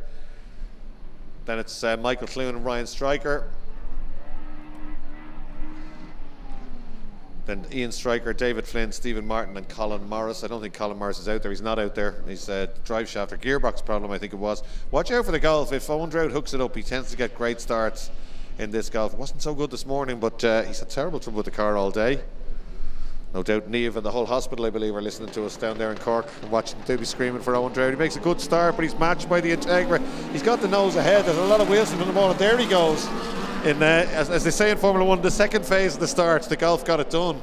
And it's not often you see anything other than a Honda leading in Irish touring cars, but Owen Drought's got it done, and he gets down to turn one in the lead and cleanly out of turn one. Somebody backwards, Michael Clune off again. That's 3 times today. I think it's his first time out in this car. Hopefully he can get that out of the gravel. Hopefully says Owen Drought, because he's 2 or 3 lengths clear, but the speed of these two cars behind, I think the golf is going to need a little bit more development before it can hang on to them. The only thing, Owen says it's very, very strong in a straight line. It's perhaps, there you go, see missing an apex. It's just not that good around the twiddly bits. Cian Walsh gets alongside, but the golf has plenty of poke, but I think that place is gone. The lead is gone already, is it? Has a look back down the inside, but no, that's it. He should be okay on the main straight, but watch it coming through the second bit of the S's. I was standing at the railing there watching this morning. It just looked a little bit uncomfortable through there. There it is again. It just doesn't look composed through there at all, and he's under big pressure now for second place already from the championship winning car last year from Rob Savage. And once again, the Honda's just better through the twisty, but the Golf gets lined up down, and we know that Honda has huge power. Let's see if we can get alongside the Golf. No, there's no problem at all in a straight line for Owen Drought. It's just cornering ability. It's just not there yet. It's a little bit unwieldy looking. It looks very high, and a little bit of body roll. There it is again. A little bit too much lock. A bit of understeer there at turn one. And in fact, Savage having to touch the brakes behind him through Campion corner there. So I think that car needs a bit of extensive testing, but certainly he's up against 2 really quick drivers in 2 really well sorted cars. Cian Walsh's car, if you stand on the pit wall when that car goes by, it sounds really impressive stuff. Just throaty and plenty of power. So it's Walsh, Drought, Savage, Flynn, Curran, Ian Stryker, Ryan Stryker, Stephen Martin and Michael Clune at the end of that opening lap. So there'll be a long race for him now with 13 minutes to run if he's going to try and hold these guys back, but he would love a podium position. Not sure though. The Civic, that Accord is very, very well sorted. Drought to the inside, Savage to the outside. Cian Walsh beginning to ease away. Oh, Drought covers it nicely though on the inside. He can park the car at the apex. They just can't get him on the straight. It's interesting that Rob Savage pulls out. He's expecting to just drive by that Golf on the main straight, but it doesn't happen, does it? It's around here where Owen's in trouble. Sharper corners. There it is. It's just he's in the way there. He gets on the power and gets away. He did race an Integra before, and the Integra, much better handling car. But he did have this Golf. Thought he had it half sorted at one stage last year. It was 61s or 60s, but certainly nowhere near that now. But then the guys that did 59s this morning, fastest lap at the moment, 102.1. So there again, can't get into that apex at all. That just leaves him a sitting duck on the way up the hill. The big power of the Golf though pulls him clear. But certainly it's just, he should be able to get into that apex. He's not even on, the tyres can't be overheated yet. Only on the second lap of the race. And again, big lift through the second bit of the S. The car just not comfortable there at all. He has to go to the inside to defend. Savage has to go to the outside. Once again, Owen Drought just slows them right down at the apex, off the brakes, stands on the bar. Now he has left a gap up the inside this time, but again, Golf is plenty strong in a straight line. Look, have a go if you want, Rob. Didn't think so. Just blast ahead of him there going by. And he is fastest through the speed trap, 165 kilometers an hour. 156 for the leader, so he's way quicker than Cian Walsh in a straight line even. But they're beginning to queue up behind him, and I think in fact that's David Flynn. He didn't quite do it, but he could have done it there at turn 2 up the inside, backed out of it at the last minute. So Owen Drought giving us the excitement here in the Owen Drought car sales car in second place. 3.1 seconds up the road as our leader, but again, look at that, nowhere near an apex. Still does carry speed around the outside and gets a wheel cocked, but something, I don't know what it is with that car, down into the S's here, but the Honda's not going to get around the outside there. Owen's been around Mondello many times. He knows what he's got to do here, whether he can keep the front tyres in any sort of an operating window for the rest of the race. He's very slow out of the S's now, holds the inside line. What Savage is probably going to have to do is to hang back and get a run on through the S's, and then try and get alongside on the way up to the final corner, because look at this, he's pretty much done it here, but that's if the Golf will surely come back at him. They're neck and neck now as they go into the bridge. No, this time the Honda had enough speed. I don't know, did he carry more out or what happened? That's interesting now. Trout showing quicker through the speed trap, but I don't think he could have been there. Oh, they've caught Michael Clune. They've had to slow right down there in the CRX. Past him at the exit of Campion Corner, but already the Accord beginning to sprint away, so it's going to be Flynn next up, try and get by Drought. David Flynn in the touring class. So it's Walsh, Savage, Drought, Flynn, Ian Stryker, Stuart Curran, Stephen Martin, Ryan Stryker and Michael Clune.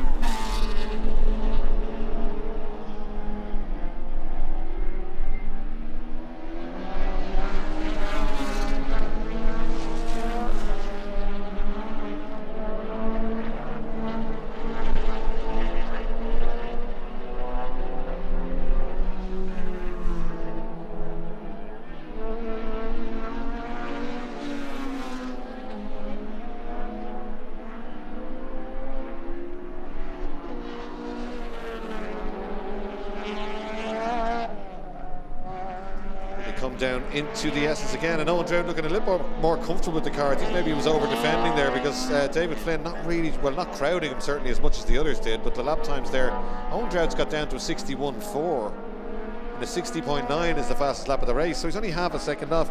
When they were following him, he looked like he was way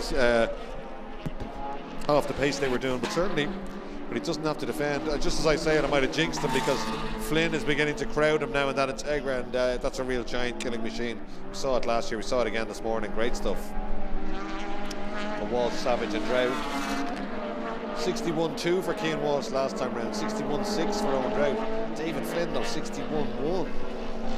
And Savage, fastest lap of the race, 60.866. Rob Savage, as he tries to chase down the leader.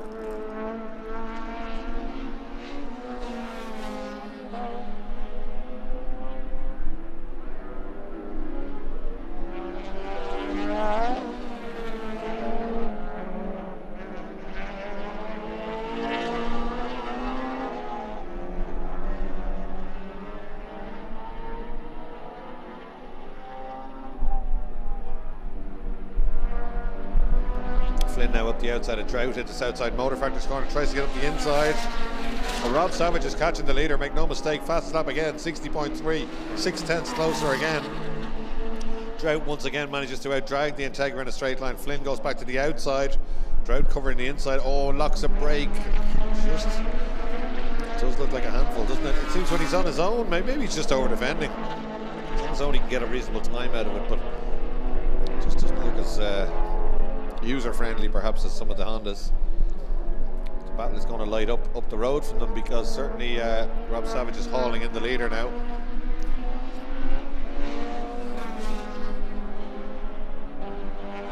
So while Trout fights off Flynn, there's a big battle for the lead up front. Here they come, and Rob Savage has tracked down Cian Walsh now. Walsh holds the centre of the road. A big lock up from Savage in the big Honda Accord. Great exit there from Cian Walsh, real clean exit, gets him a length or two back there. Gap is 0.8, it's going to be about the same, I think this time, is it? Yeah, 0.8 again. Both in the low 60s, 60.2 for 3 for the leader, 60.2 for Savage. 61.8 for Owen Drought, 62 dead for David Flynn, 63.5 for Ian Stryker, 64.8 for Steve Martin. Michael Clune being lapped again by the flying Cian Walsh, who's suddenly extending that gap now. Out of turn 3.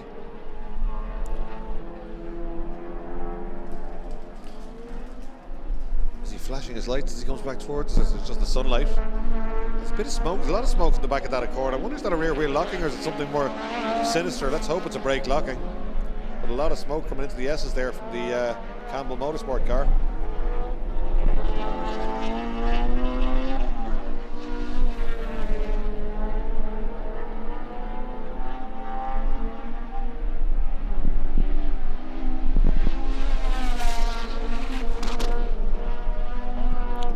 And a minute 0.6, so 3/10 clear again with 4.5 minutes to go.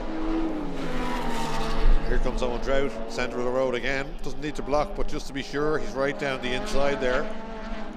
Oh, sideways stuff from David Flynn as he fires it in. That'll just slow him down a little bit. Owen Drought can take his first breath for about 3 laps outside. Love a podium with this car. He had terrible luck with it last year. Massive engine blow up and rebuilt all over the winter. Took a long time and a few quid. So but there again, just so wide, not getting that car into the apex. It's definitely going to need a little bit of testing. Well, certainly it's very, very quick in a straight, as quick as anything in a straight line. In fact, I think it had the fastest speed through the speed trap. It does. It's coming up here. Owen Drought, fastest time through the speed, fastest speed through the trap, 167 kilometers an hour. There's nobody else near that, so it's very, very quick, but it's just not nice at all through the corners. Cian Walsh has woken up. Oh, he's in the 59s. He's in the 59s, 59.970. See you later, Rob. 2.6 seconds down the road. So I don't know what happened, but all of a sudden as Rob was catching him, Cian Walsh let him get right up to his bumper, then just opened the taps. And under the magic minute, there it is, Honda Civic EP3 Type R, 2.4, 59.790.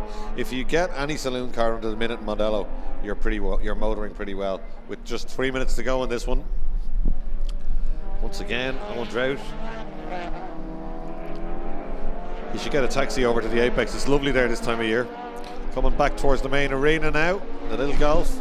Flynn still trying really hard though in the interior. That's not over just yet. For the final podium position, Walsh, Savage, Drought and Flynn right with him as the leader comes towards us again.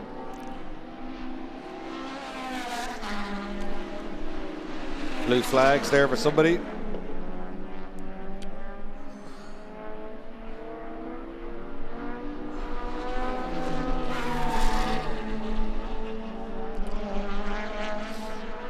Yet again, Drought defending down into turn 1.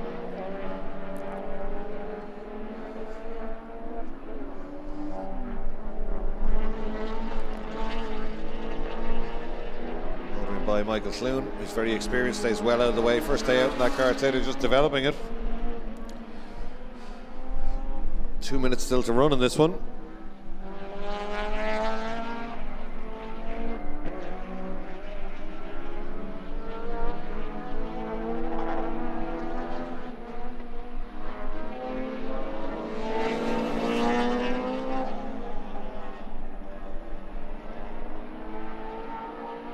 Flynn now in a late race effort to wrest that third place away. I think if Drought could just stay there or thereabouts, he should be okay in the drag race to the flag, shouldn't he? Flynn's got the run up the inside. Yeah, it's way quicker in a straight line. There's no shortage of horsepower in that Golf.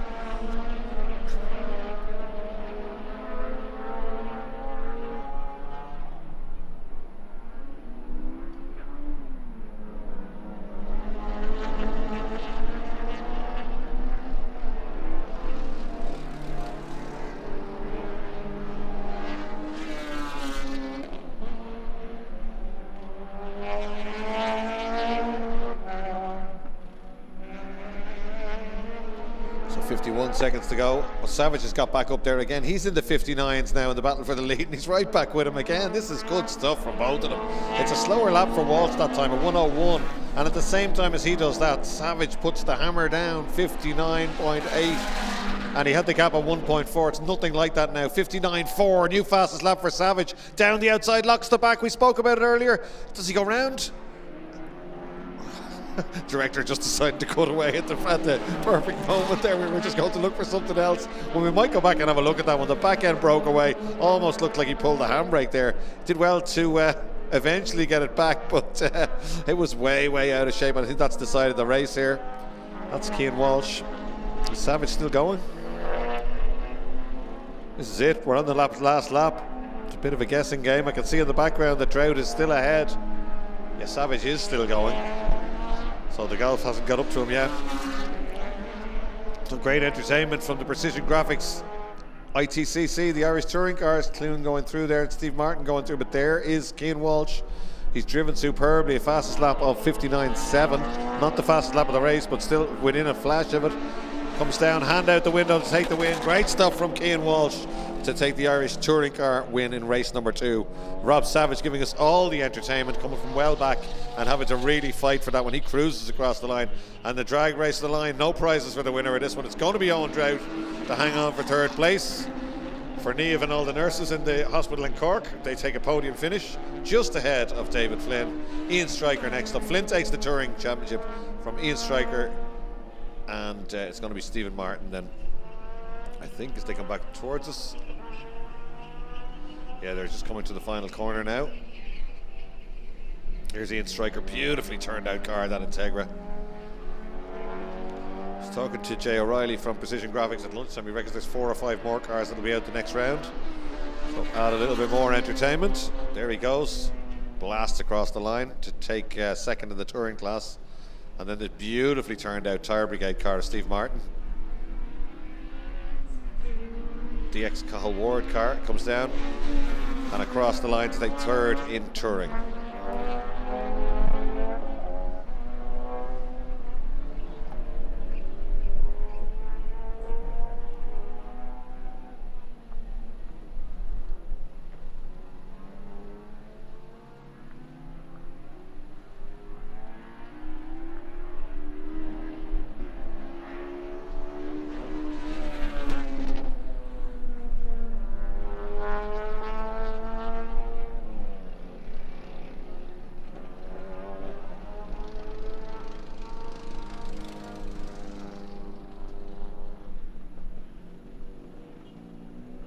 So there you are, Irish Touring Cars all finished crossing the line. Cian Walsh takes the win. Great drive in the 2.4 EP3 Civic. Rob Savage a charging drive and giving us all the entertainment in the Honda Accord 2.4. Owen Trout's Golf, which looks like it might be more suited to drag racing than circuit racing. He hangs on to take 3rd place. And then a great drive by David Flynn to just miss out on that 3rd overall, but he takes the touring win from Ian Stryker in 2nd and Stephen Martin in 3rd. Then it's Ryan Stryker and Michael Clune in that new Honda CRX that I'm sure we will see going quicker and quicker as it progresses. He was doing 112s this morning, then 110s. He's down to the 108s now, and I'm sure that will continue to improve. So great stuff from the Precision Graphics ITCC. Oh, next up in a few minutes' time, in fact, they're being released already. The Seat Supercups are coming out of assembly, I think. Yes, they are.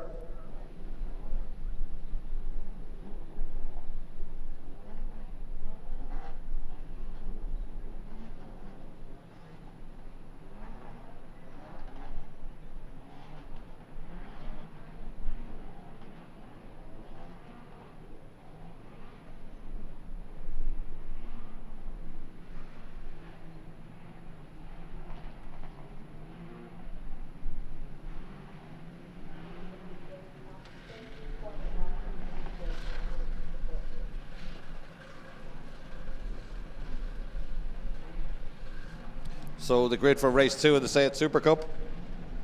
Have a look at it now when the graphic comes up. So it's Dave Maguire, the ultra experienced Dave Maguire, going to start on pole position. Paul O'Brien alongside him. And Paul O'Brien coming back after a long layoff. He's a little bit rusty. He was telling me he just needs some laps in the car. Then Stephen Wright, the rally man, plenty of pace. Brian Berry, always up for the scrap of the Murray Motorsport car in row 2. Then row 3, it's Barry English, ex-Oval racer, and Paul Parr, another man that I think might have come from the Ovals, raced supercars for a while here before coming into these Zetecs, and is going superbly, and that car looks fantastic. Then it's Eddie Peterson. Now, what do we need to say about Eddie? He's a multiple winner in this class. He's a former champion of Fiesta STs, and he's a multiple auto test champion. Shane Murphy, I'll see your auto test championships, Eddie, and I'll raise it by your World Hot Rod Championship and a load of Zetecs championships. So as you can see, there's a lot of talent on this grid. But that's not it, there's still more. Stephen Marr, ex-Irish touring car driver. Adrian McNally from rallying. Max Turley, is Max Turley back out there? He is back out there. Well, Max Turley gave us all the entertainment this morning, and that car took a fairly heavy hit down into turn 1, but Murray Motorsport have got it going. And then Gary Corcoran, is Gary Corcoran back out there? Let's have a look. As they come back into sight here, I'm not sure if Gary's on the grid or not. We'll see in just a minute's time. They're out the way. He is. He absolutely is. So great stuff by all concerned to see some of these cars back out there. It's always give us good entertainment. 340 brake horsepower, DSG boxes, just 2 pedals and paddle shift on the steering wheel. Proper touring cars here in Ireland. Somewhere around 30 grand to buy you one of these, but they seem to be depreciation proof. They were 30 grand 7 or 8 years ago when they arrived in Ireland. They haven't got any dearer or cheaper. Guys that race them absolutely love them. The running costs are not as big as they say they've spoken about, but apparently if you crash damage can be quite expensive, as with any touring car, but certainly running costs not too bad. Pannonia car, watch out for that. Max Turley, he absolutely charged up through the grid. Max Turley is great aggressive, a real racer, and it'll be good to watch out for him in this one. The car's repaired, looks absolutely fantastic, doesn't it? Well done to Murray Motorsport on that one. And Gary Corcoran, his car's always absolutely beautifully prepared. Corcoran's crash repairs. It's his daughter we saw earlier, Liv Corcoran, making her race debut in the Fiesta Zetecs Safety Fiesta Zetecs Championship.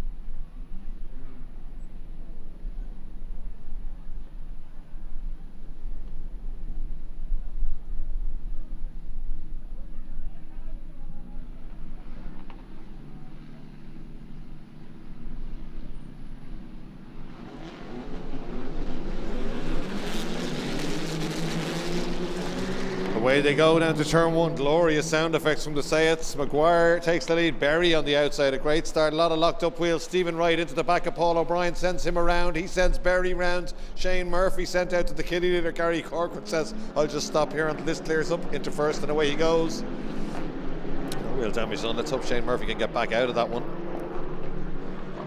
But the problem with these cars when they get sent sideways is the driver's telling me they have very, like all touring cars, very little lock, which is exactly what Dave Maguire needed there when the back end stepped out. Oh, big cloud of smoke in the background, it waved yellows down at turn 3.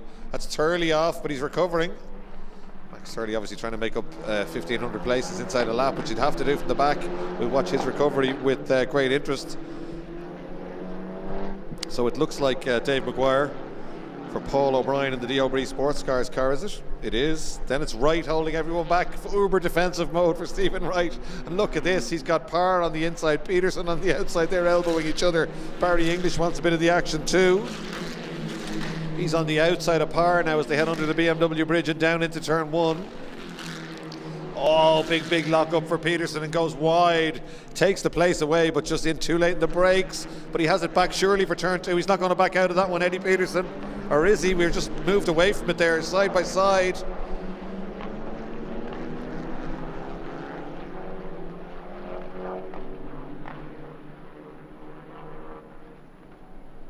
Okay, well, out of our shot, Stephen Wright's got by Eddie Peterson there. Peterson certainly had it at turn 2, but it's Wright, Peterson, Parr in there, and English too as they come down into the S's.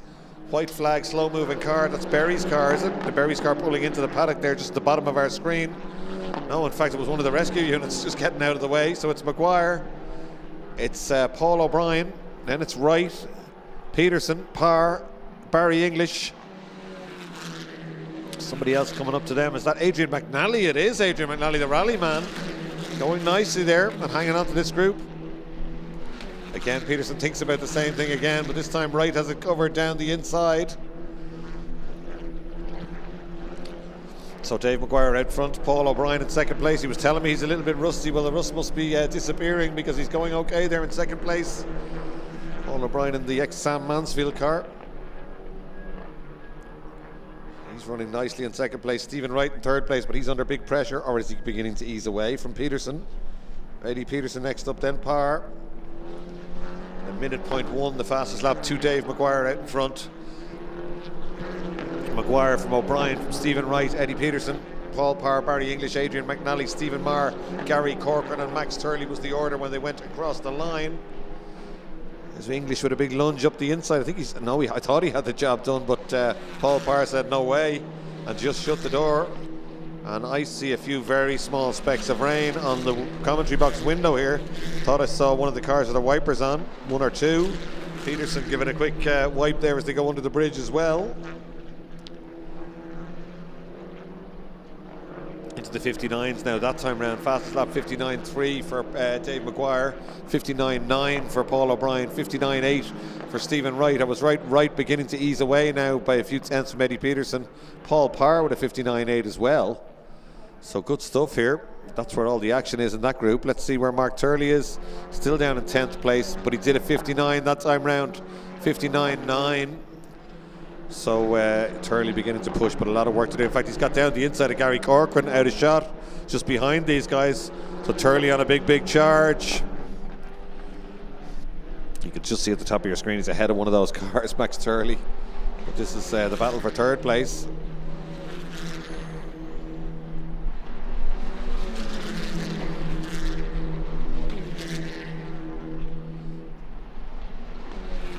Stephen Wright not leaving any gaps there at all, and Peterson having to go in late on the brakes to rebuff that challenge from Paul Parr. Barry English breathing down his neck, and Adrian McNally not too far away. And now the rain beginning to fall again.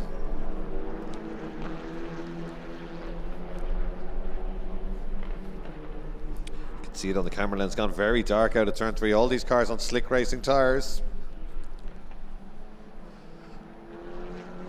See how much the lap times go out by when they come round this time.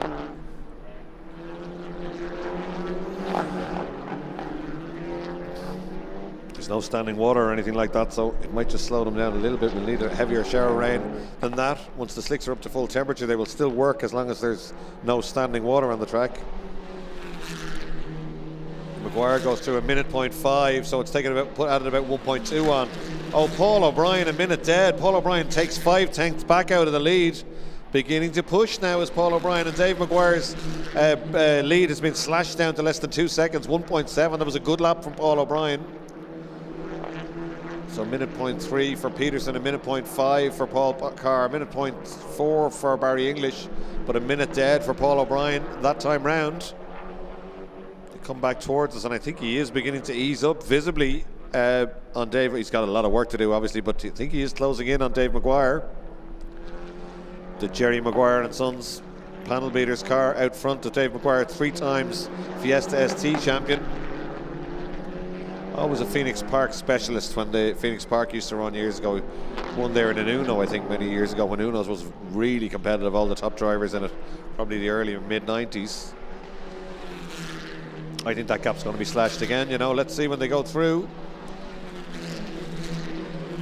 No, Maguire in the 59s that time takes 2/10 back and the gap out to 1.9. It's Peterson who's quick this time round with a 59.1. He's 7/10 quicker than the leader. And Paul Parr with him, a 59.2. So they're the quickest that time round.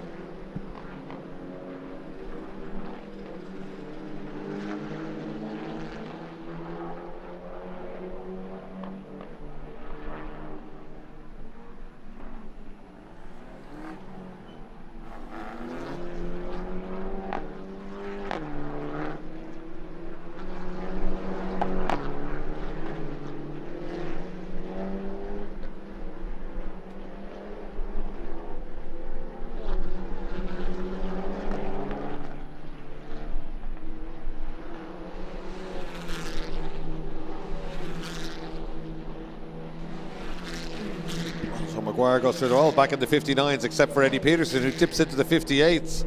So does Parr. So if they stay away from each other, they could close up on Paul O'Brien. 7 minutes still to run in this one. So that the two leaders, Maguire and Paul O'Brien, 59.2, but a 58.8 for Peterson and a 58.8 for Parr. 59.2 for English, 59.7 for McNally. A minute point 6 for Stephen Maher, who's up to 7th place now. We're missing Stephen Wright, Brian Berry and Shane Murphy.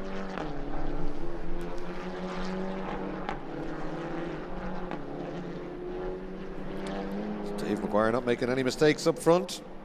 Oh, a bit of a lock up there from Paul O'Brien because Eddie Peterson is coming at him like a train behind. That was 2.4 seconds. It's nothing like that now. But he's definitely being caught, Paul O'Brien. 59 dead for the leader, 59.5 for Paul O'Brien, 58.9 for Peterson, 58.9 for Parr. So Eddie and Paul are coming up to say hello to Paul O'Brien, I think. Paul Parr right with Eddie Peterson the whole way. That's Stephen Wright, I think. Is it just leaving the pit lane? Obviously a problem with that car. He heads back out there now as the rain continues to fall. Not really affecting the lap times. This is they're in the 58s. These two in particular going very quickly. Paul O'Brien might have responded. Just before the rain came, Paul O'Brien was reeling in Dave Maguire, but Maguire's been quicker now, half a second quicker last time round. There's our leader. There's second place. And there's Eddie Peterson locking the inside front, definitely closing him down. Paul Parr thinks of a look up the inside. Eddie's going, not now, not now. If we run in tandem, we can catch this guy. So Maguire, O'Brien, Peterson. Yeah, they're all getting slower now. Nobody under the minute on that lap. It's obviously getting a little bit slippier out there.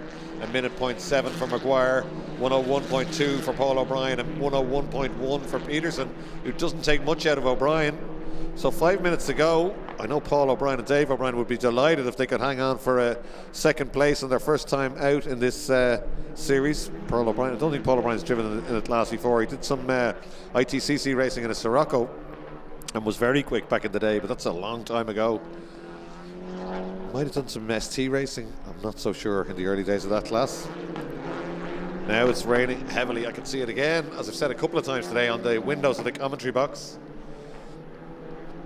Oh, they've caught him, and it's going to be a move up the inside, is it? Indeed it is. They've both gone by.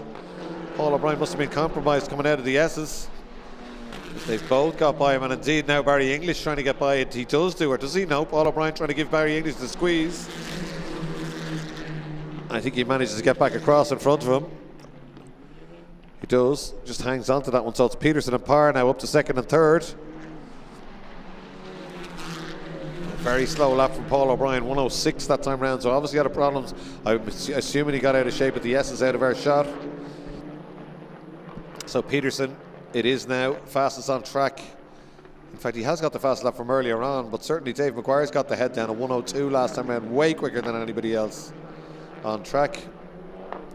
There is the original fastest lap from earlier on in the race, 58.804. They're not lapping at anything like that pace now, as you can see by the rain. 102 for the leader last time round, 104 for Peterson, 103 for Parr, who fancies his chances here, doesn't he? You can see it.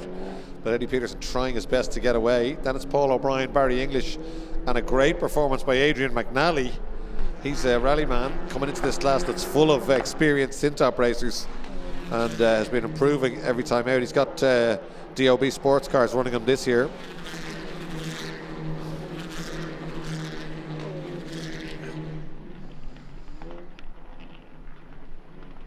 There you are, Adrian McNally, 106.5, is a tenth quicker than the leader that time round. But Stephen Marr, let's see, there's a lot of quick times there. Max Turley, 105.745. So Max Turley and Eddie Peterson, the two fastest cars on track in these conditions.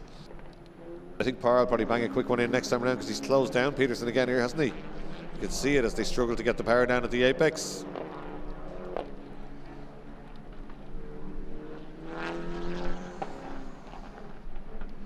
Just 2 minutes 59 to go, just under 3 minutes, and the rain is heavy now coming down. Really difficult conditions, slick racing tires, wipers full on in the leader's car. Dave McGuire's made no mistakes in this one, just driven away. He's controlling that gap nicely, he has it at 5 seconds, and Peterson goes wide. Paul Parr up the inside, it's a drag race on the straight. I think Parr's got the nose up the inside, has he? No, maybe not. Peterson just manages to contain that one. Will he shut the door or leave it open?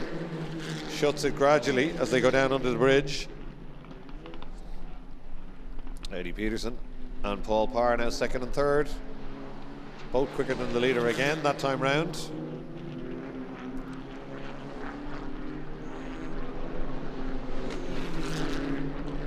(6'4" Stephen Marr. Stephen Marr going well in these conditions. He's lost a place to Max Turley, but he did a quick one the lap before this. Turley on a 7-1 now. Up to, where is Max Turley? He's up to 7th place.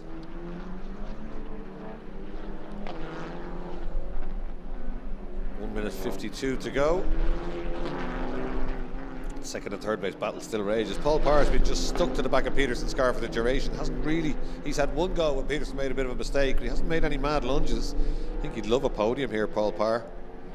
But if any mistakes come, I think he will pounce. Certainly driving very well today. Peterson out onto the curbs and getting a little bit of a shimmy there on the exit of the final corner. The rain begins to really start beating down here at Mondello Park.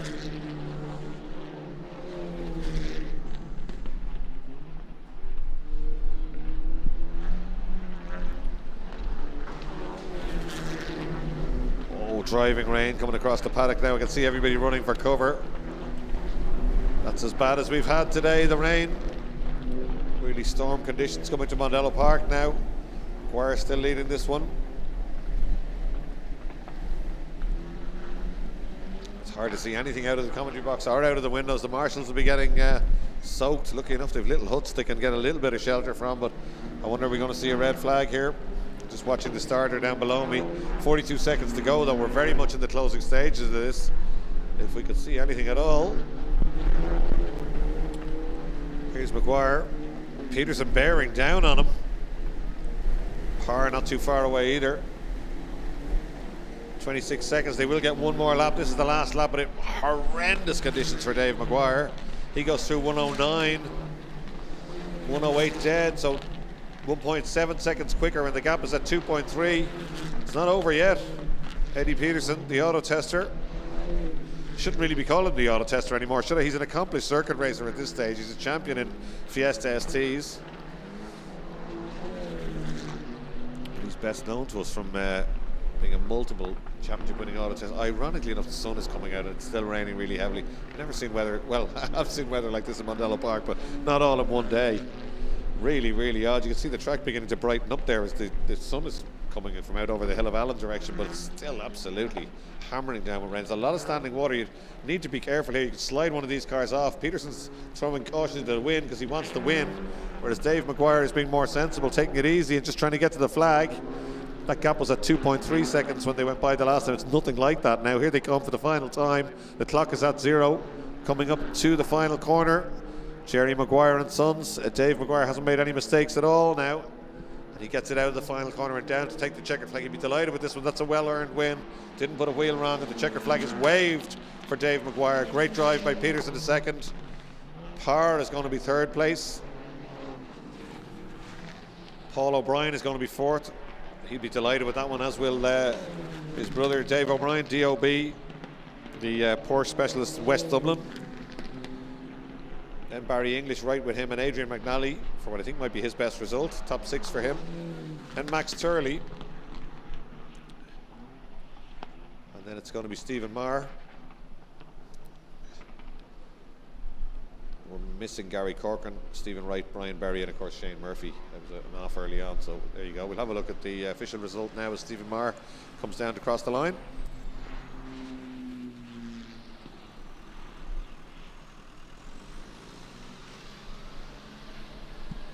So there we go. Dave Maguire takes the win, and the gap slashed there by Eddie Peterson to 2.1 seconds on the final lap. Paul Parr, great race from him to take a podium. And Paul O'Brien in fourth place. He was second for so long in that one. Barry English in fifth. Adrian McNally, the rally man, in sixth place, ahead of Max Turley, Stephen Marr. I think that's all the finishes we have. Gary Corcoran didn't make it to the finish, nor did Stephen Wright, unfortunately, and we lost Brian Berry and Shane Murphy early on. So that was race 2 for the SEAT Supercup Ireland. We were going to have the ZTECs next up, but I believe there's a lot of disciplinary issues to do, so I think Boss Ireland will be next up. The Connolly's Top Line Formula Boss Ireland Championship. I'm sure they're bolting on wets as we speak, so we'll probably have a few minutes. We might have a commercial break while we're waiting for that one, so it'll probably be a few minutes before we see the Boss Ireland cars on track, and the Fiesta Zetecs have been pushed out to the last race of the day. So in the order now will be the Connolly's Top Line Formula Boss Ireland Championship, then the Legend Ireland Championship, and then the Siltech Safety Fiesta Zetec Championship Race 2, before we conclude our coverage from a very wet Mondello Park here in County Kildare with Infinite Energy and the Beacon Hospital.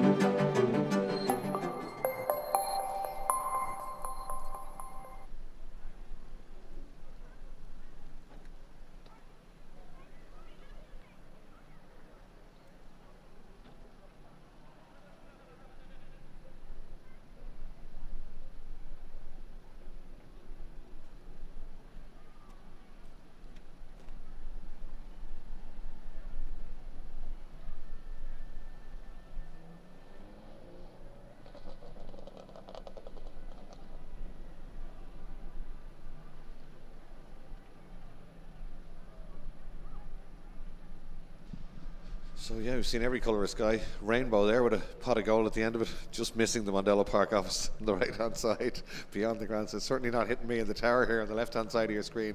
So yeah, just to talk about our sponsors again for a minute. Infinite Energy, the new title sponsor of the whole package of the ICCR. The ICCR package now in its third year at Mondello Park, fourth year I should say at Mondello Park, and it's been a huge success. It's rejuvenated circuit racing. It's been a slow increase, but it has increased. We're now up to a 21% increase in grid sizes, far more than that in terms of spectators. and it seems to be a nicer place to be in terms of the paddock, and for drivers and competitors. A lot of work still to be done, but a lot of improvements coming. There's the wind farm that's half it, that's been started at Mondello Park. Infinite Energy supplied those solar panels to Mondello Park. It's all the way across the roof of the corporate suites, and on the far side of the track they're also across the roof of the Mondello Park Museum of Motorsport, which houses the Bahrain collection, Formula 1 cars, Le Mans cars, NASCARs and the like. And of course we do have we have a fleet of electric Opel Corsas that we use for the transition year program. There you can almost see them there. That's the workshop actually. It's behind the grandstand. But we have a fleet of electric Opel Corsas, e-Corsas, that we use for the transition year road safety program, early drive, and they're pretty much charged for free now by these electric panels. So a lot of work gone on. You see on the right hand side there, a new car park. There's new resurfacing gone all the way down the outside of the track, new laurel bushes, new car park lining, new pickup units. You can see one of them there in the pit lane. So a lot of work, but digital signage as you come in from the main road, digital signage at the bottom of the tower, which can have the logo of classes or championships or special messages written on them. So things keep moving at pace here at Mondello Park. Nothing we can do about the weather, unfortunately, but certainly great to have Infinite Energy on board. It's a really good partnership for Mondello Park and for Infinite Energy. So if you're looking for any or thinking about considering any solar panels in your business or home, do talk to those guys. Let's keep it in the paddock as we try and do here at Mondello Park. Beacon Hospital, of course, have come back on board again, thankfully, and allowed us to run this live stream. And we will be running the live stream from every ICCR event this year, on the Sunday of every ICCR event. We did have the junior minis, the patch tire equipment junior minis yesterday, and they were unbelievably good. It was a slow start to get them up and running, but with a lot of work in, and Mondello have invested very heavily. They've bought a car, they've given free registrations to the drivers. We've had free test days out on the international loop, loads of stuff like that. So it's been a long 2 year slog, but now it's working really well. 15 cars here yesterday and some incredible talent. We had the fourth generation of the Files family, the third generation of the Richardson family, and with some really quick XRSA drivers as well, some 14-year-old drivers out there, and they were just absolutely fantastic. So we're looking to see if we can get them a slot perhaps on the Sunday of a race meeting, because they would give us great, absolutely brilliant television. They were really, really talented young drivers, and their parents and teams can be very, very proud of them. Performed well here yesterday. Back now to the fastest cars in the paddock today. The Boss Ireland cars coming out of the garages and out of the pit lane, and that's Max Hart just going by.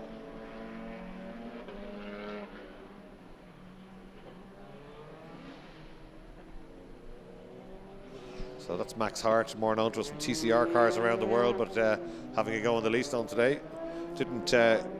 Just got outgunned in the first race today. It just doesn't have the power of the other cars, but he'll be hoping to show something special here in the rain. Tony Greenan starts on pole position. The reigning champion dominated this morning. Michael Connolly in that beautifully turned out car, the World Series by Renault, on the outside of the front row. And then it's Michael Roach and Noel Robinson. They had a cracking battle in race one. Really, really good. Two F3 cars, so watch out for them. And Martin Daly, the entertainer, in another World Series by Renault. Then Daniel Fardy, another F3 car. Max Hart in the Leastone. And Eamon Matheson showing up, but I'm not sure if he's out there. I don't think he showed earlier. I don't think he did.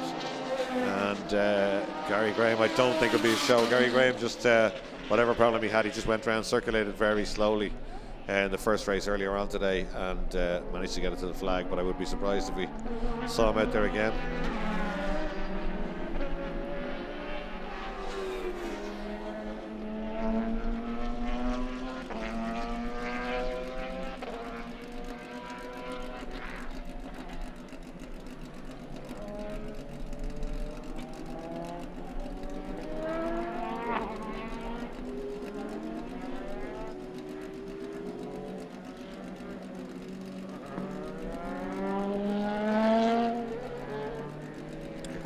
Now weaving around. They will have all changed all their settings. Of course, they will have fitted grooved wet weather tires. They will have softened off the suspension as much as they can.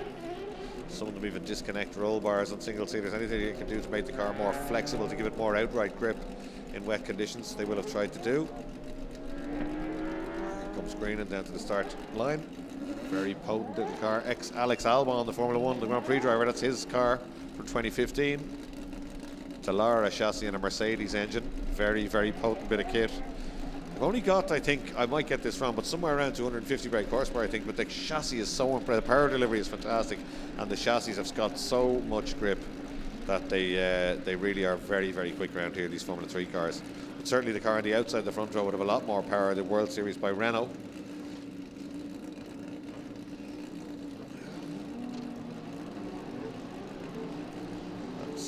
Michael Connolly, then Michael Roach and Noel Robinson. We're getting ready to go. It's all about controlling the wheel spin, and Connolly gets left sitting. In fact, almost going with him was Robinson. But the pole man makes no mistakes. Roach it is in second place. Max Hart with a big lunge down the outside, looking for superstardom. He's got by Connolly. Oh, he's very sideways on the way out of turn one. Vision a bit of an issue. Greenan in front. It looks like the battle's going to be rejoined for that behind them, because that is Roach and Robinson. They're not letting Greenan get away too much, are they? He just drove away from everybody this morning. Certainly they're impressing in the wet, these two.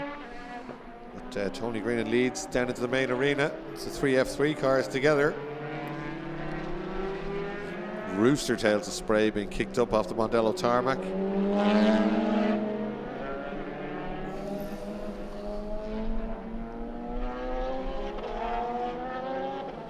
Absolutely together. Greenan trying to get the power on there, looking in his mirror. Robinson tries to get up the inside of Roach. I think he's got it done.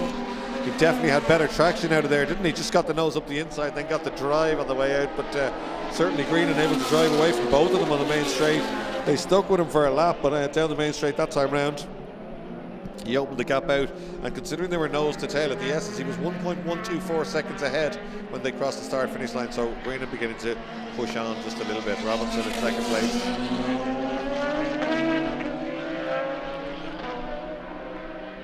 Robinson second, Roach in third. Gap back then to Martin Daly, Michael Connolly, Max Hart. Gary Graham did come out of the pit lane, but I think as in, I haven't seen him out there just yet, but maybe they fixed the car. He's shown up twice in the timing screen. Yeah, Greenan not getting away too much. Robinson, in fact, hanging on to him at this time. So Robinson, the Formula Ford racer, former Formula Ford racer from Northern Ireland, is closing down Tony Greenan now. Surely be fastest lap for Robinson. It is 57.9 as opposed to a 58.4. So Greenan having to defend. The first time we've seen that today. And Robinson just cruising up behind him. There's his fastest lap, 57.949.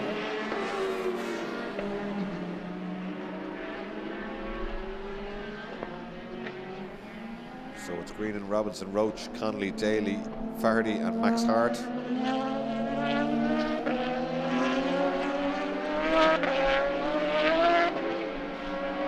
So Robinson looking very good here as he tracks the champion.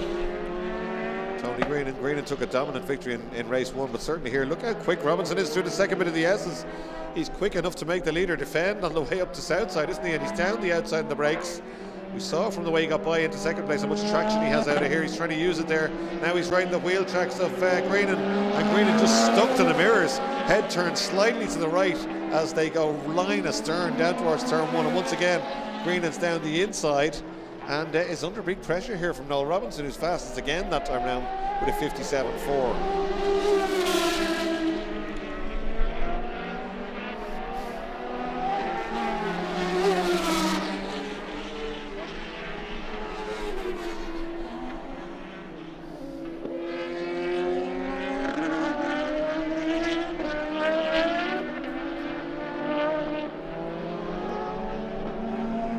Graham is out there and he's circulating very slowly. In fact, a massive speed difference here between him and the leaders. Are going around in 57 seconds. He's going around in 1:12. So hopefully, I'm sure the marshals will wave blue flags and alert Gary to the fact that they're coming at him, because they're coming very quickly. They're going to lap him already. We're only 3 laps in. Greenan again looking to the right. Look at that, keeping an eye on the right mirror, getting that door closed. They're very equally matched in terms of pace, these two. Greenan knows exactly what he has to do here. Just checking the left mirror, making sure there's no lunge down the inside. Still on the outside, but Robinson with a nice clean line on the way out tries to maximise the speed through turn 2. Absolutely together for the lead in this one. Greenan and Robinson.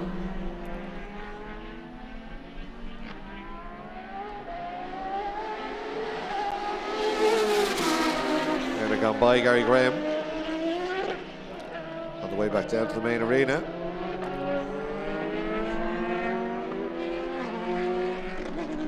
Robinson very aggressive through the S's. He's right with him and right under the gearbox. Has a look up the inside. Greenan has to defend. Robinson goes high and wide. Up over the inside curve, looking to get up the inside. Greenan has that covered. Get an equal run on the way out, but Robinson right in his wheel tracks now as they go by. The two Northern Irishmen battling at the front of Boss Ireland. It's Greenan reigning champion. Sun is out again down at beyond turn 3. It's always difficult for the drivers when the sun comes out late in the day, because as you're heading out towards turn 3, the sun shines straight into your eyes. It can be very difficult, especially for single-seater drivers.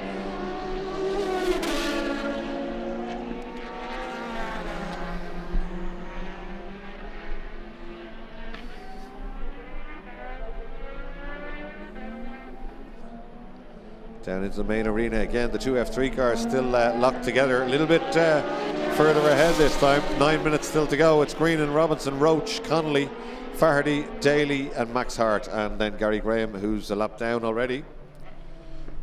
Obviously some serious mechanical problems for poor Gary Graham. Sideways stuff for Greenan that time. That cost him a little bit of time, and here comes the challenge now.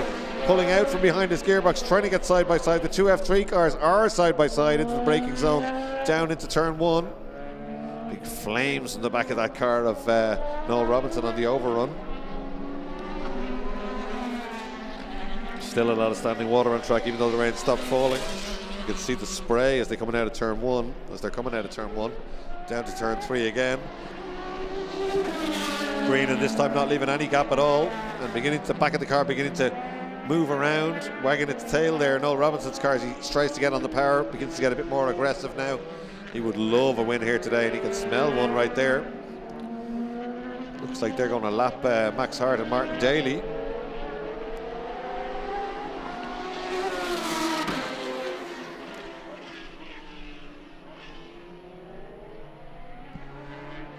Martin Daly's car very quick in a straight line, but it would be a handful in these wet conditions, I'd imagine.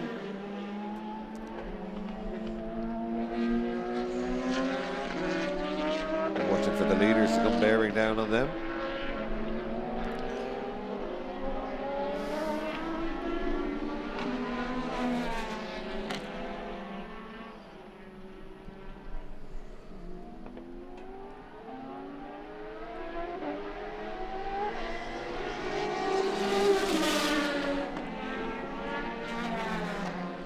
Gary Graham speeded up just a little bit, so maybe that problem's cleared. He's down from 112 to 107. So Max Hart in a 105. Leaders lapping in the 57s. Here we go, Martin Daly, Max Hart now under attack from our new leader. While we were following somebody else, we've lost our leader. Can't see Noel Robinson, he's there in the background. So apologies for that, but we have got a new leader, Noel Robinson, giving Max Hart very little room in the braking area down into turn 1. Just by Martin Daly and away, and there is Tony Greenan. So Tony Greenan losing 2 seconds somehow on that last lap. Robinson now leading by 2.8 seconds when they went by that time round. He did his fastest lap of the race, a 56.395. In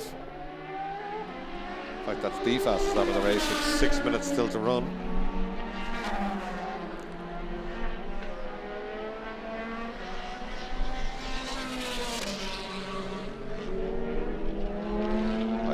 Be quicker again. Greenan, or Robinson I should say, visibly quick through the S's there. He was 2.8 seconds to the good. Let's see what he can do this time around. It was 56.395. 57.1, a little bit slower actually, so can Greenan capitalize on that? No, Greenan out to a minute .406.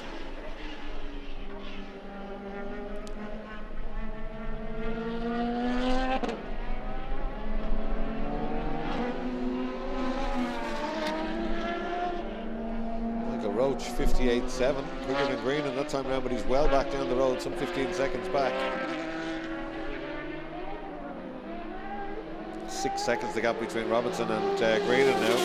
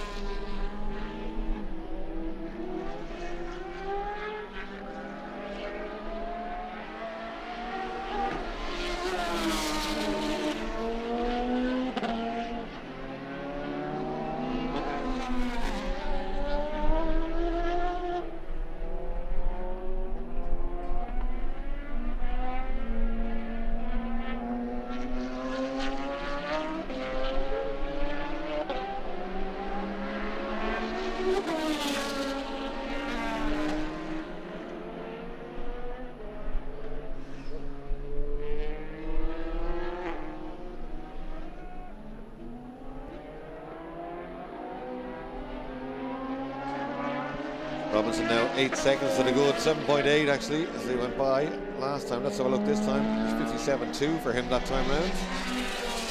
Certainly is a massive gap. There's nobody touching Noel Robinson in these wet conditions. His car set up superbly. He seems very comfortable and he's beginning to flick around just a little bit. In 9.5 seconds the gap now with 4 minutes to run.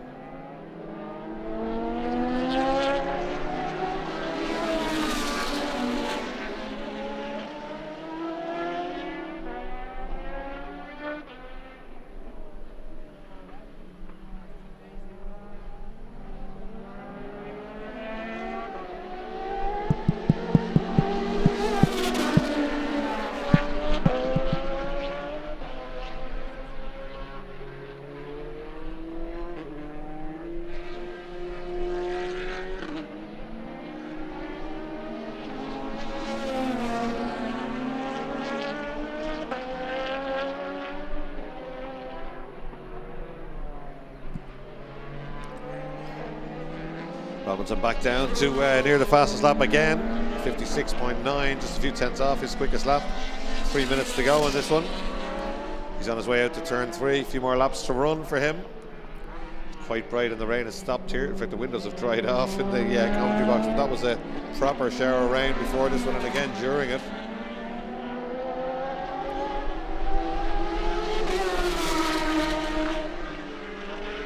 Robinson from green in the gap at 12 seconds now.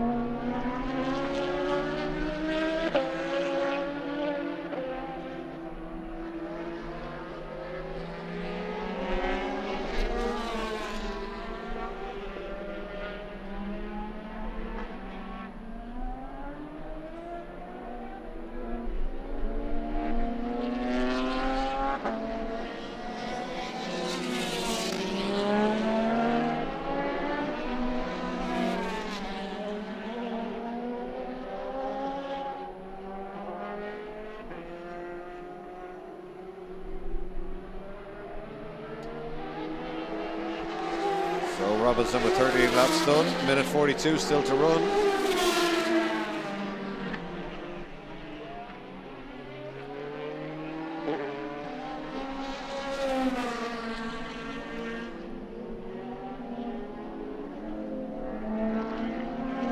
Couple of hardy photographers still out there we see.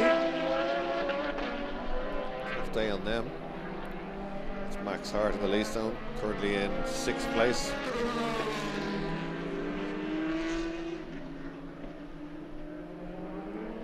Robinson, Green and Roach, Connolly, Fardy, Hart and Daly, and I think Gary Graham is indeed still running, yeah.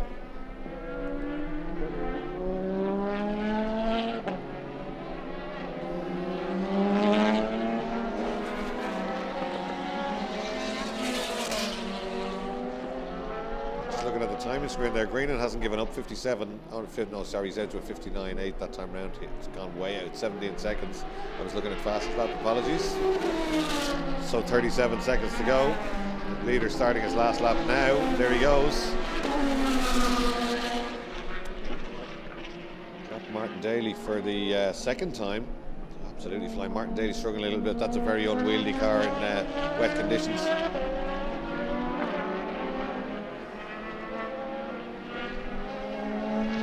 And here's our leader out to turn 3. Nobody near him. I'm sure he's getting pit signals to tell him that he's 19.2 seconds ahead.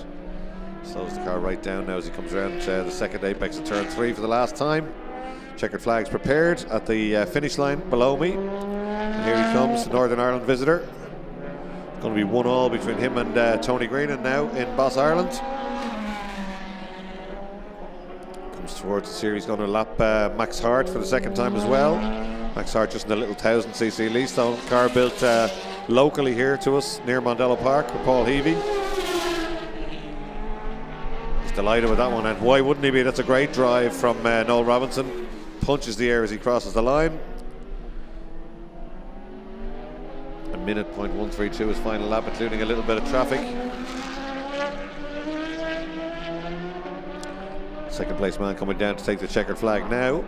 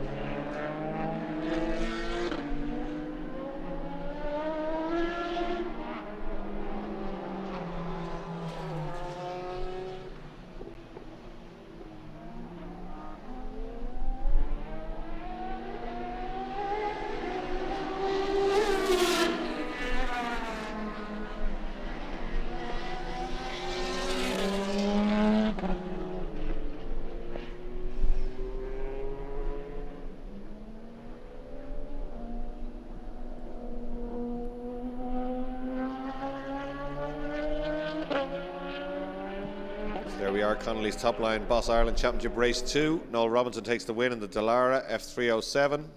Tony Green next up in the Dallara F317. Mercedes powered 2-litre. And Michael Roach in the Dallara F306. And Michael Connolly in the beautiful Renault World Series 2.7. And Daniel Faherty in the Dallara F308 Honda. Max Hart in the Leastone. Martin Daly in the Renault World Series. And Gary Graham in the Formula Renault. So just 8 finishers in that one. As they come back into the pit lane. And next up will be the third and final race of their weekend for the Irish Legends in just a few minutes' time. Boss cars still streaming in the pit lane.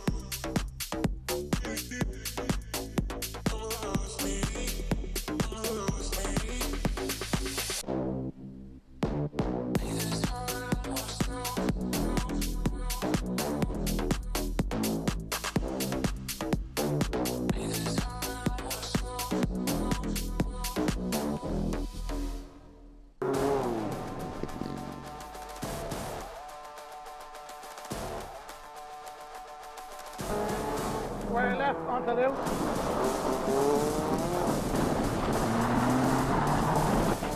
Yeah, that's good. Good drive. Keep going. Keep going, keep going, keep going. Rev it up, rev it up. Roger, go, go, go.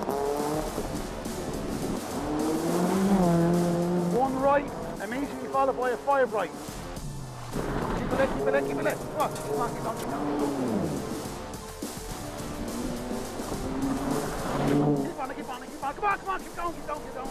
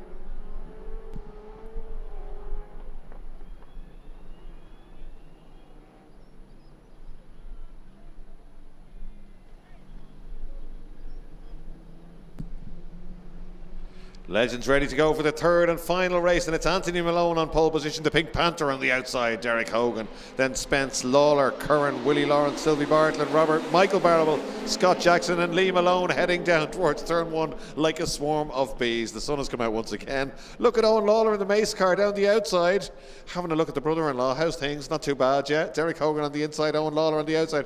Derek Hogan shovels him out there. Lawler's not going to back out of it. A little bit of a kiss there. Who's going to get it? It's the Pink Panther leading now through Campion Corner. Derek Hogan will be loving this one, feeding it gears on the way down to turn three, and Owen Lawler trying to track him down. This is good stuff.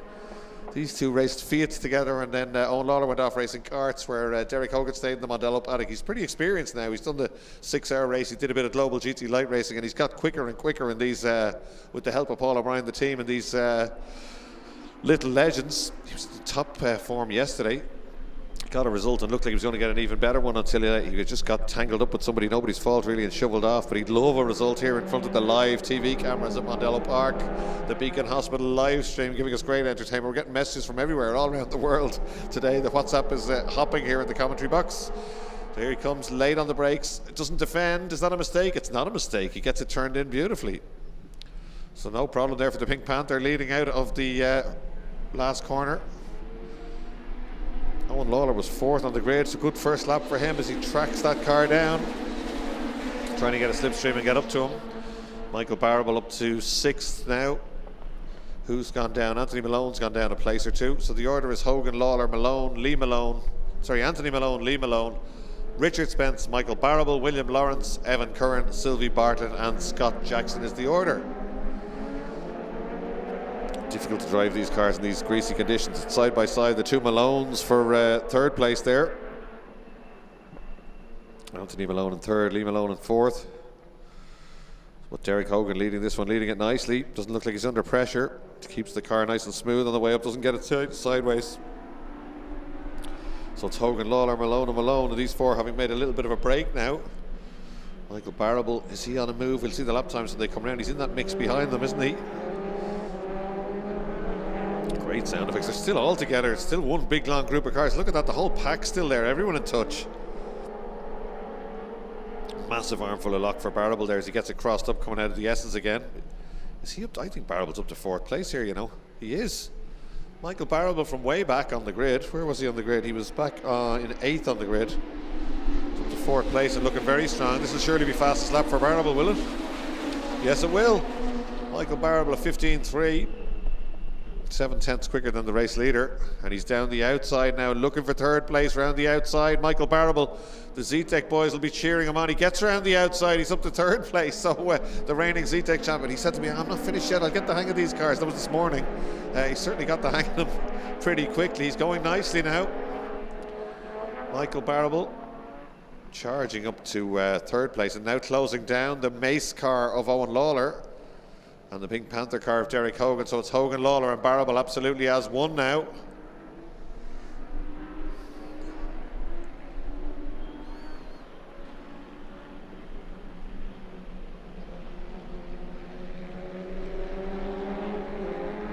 Still hasn't got by just yet, and it's allowed Derek Hogan to get away just a little bit as Barrable begins to crowd Owen Lawler now.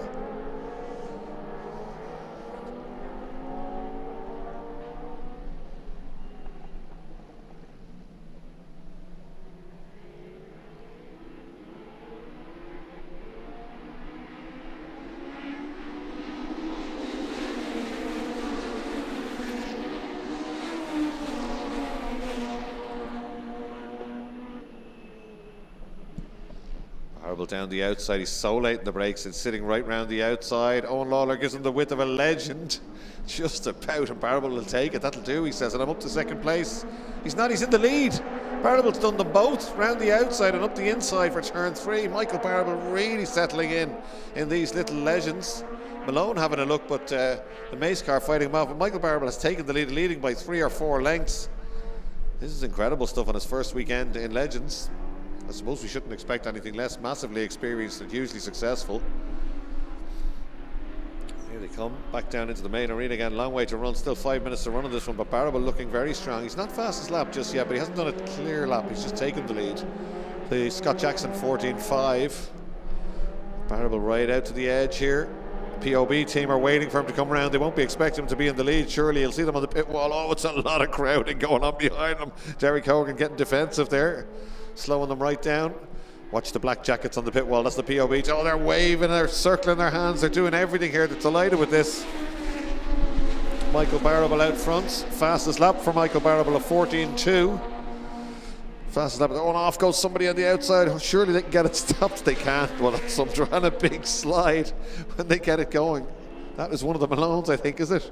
Massive entertainment there. It's Anthony Malone, Sylvie Bartlett in the mix there as well, I think. There's a big scraps all the way down through them. Michael Barrable is pretty much checked out. He was 1.3 seconds to the good as they went by last time. Safety car's out. Somebody's gone off. Safety car out in this one with 4 minutes to run. It's already been scrambled and it's already in the middle of the track down at the grandstand.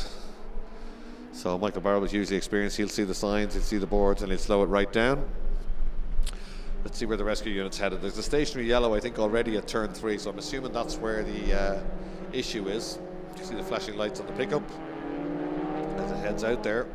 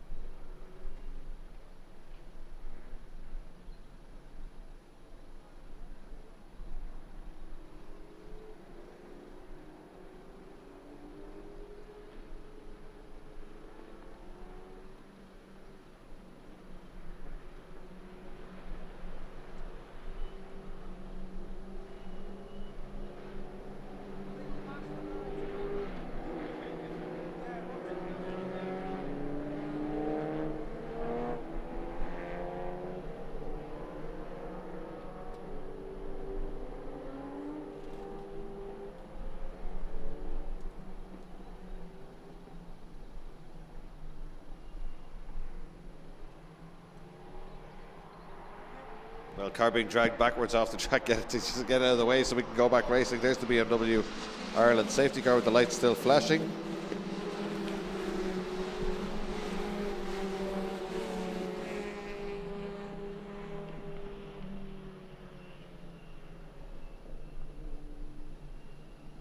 So 1 minute 39 on the clock. We might get one lap to go.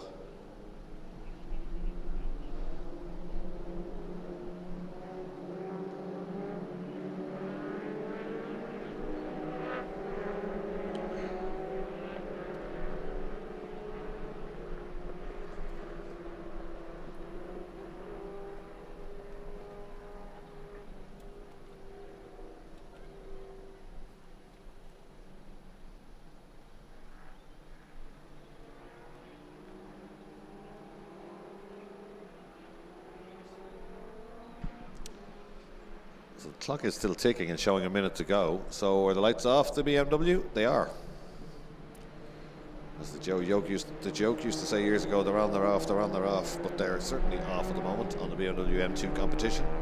460 brake horsepower, 3.9 seconds to 60 if you want to drive that car. You can book it on mondellopark.ie. Here they come, Legends up to the final corner. Michael Barrable, 38 seconds to go. This will be the final lap. Be a nice end to his first weekend in in Legends. If he could make this one work, he's got a good exit there, but he's got a real racer behind him. 1 lap to go. 23 seconds on the clock, and Michael Barrell will hang on here for a win on his first weekend. He's coming straight out of the back of a championship winning season in Fiesta Zetecs, Siltech Safety Fiesta Zetecs. I know Neil Murphy will be pushing him on, urging him to win, because Neil loves drivers to graduate from his Siltech Safety Championship into other championships and to go really well, and that's what Michael Barrable is doing here. He's just stretching his legs. He's leaving them all sitting on the way out to turn 3 in the MB Motors car. So MB Motors will be all over this on social media in the morning if he can hang on. Down through the gears, no mistakes, right into the apex. Yeah, he's going nicely here, Michael Barrable. Then leave him alone. Derek Hogan will get a podium here if he can stay where he is. He'd be delighted with that one. Derek very excitable when he gets a result. He just loves the motorsport.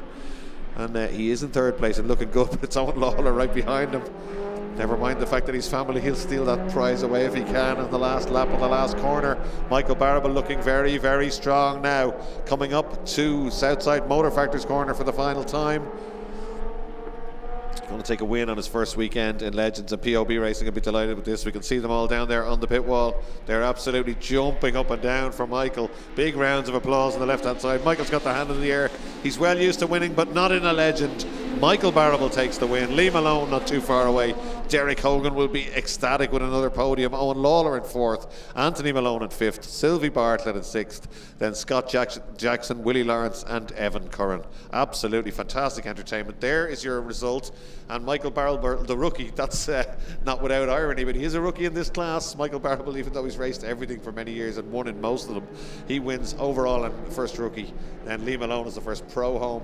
Then Hogan, Lawler, Anthony Malone, and second rookie is Sylvie Bartlett, the Fiesta ST and V former driver. And then Scott Jackson, Willie Lawrence, and third rookie home is Evan Curran in that beautifully turned out car from Richard Spence. So great stuff from Legends Ireland, and that would have been finishing off our day. But of course, don't forget that the Fiesta Zetecs were pushed out to the last race of the day, and they are lining up in paddock assembly, and this could be one of the most exciting races of the day. It's the biggest grid of the day as ever. Neil Murphy will be down right in the thick of the action, the man from ztech Safety, with his clipboard. The grid has been revised and will be coming up shortly. So there's a timetable just to have a quick look at. That's what happened earlier. But there's our grid, starting grid, and it's Sean McGovern on pole position.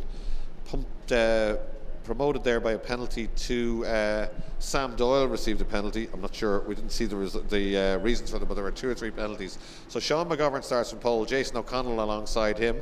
Then it's William Kellett and Andy Kavanagh, 2 of the quickest guys out there. Then David Maguire and Peter Barrable, same again.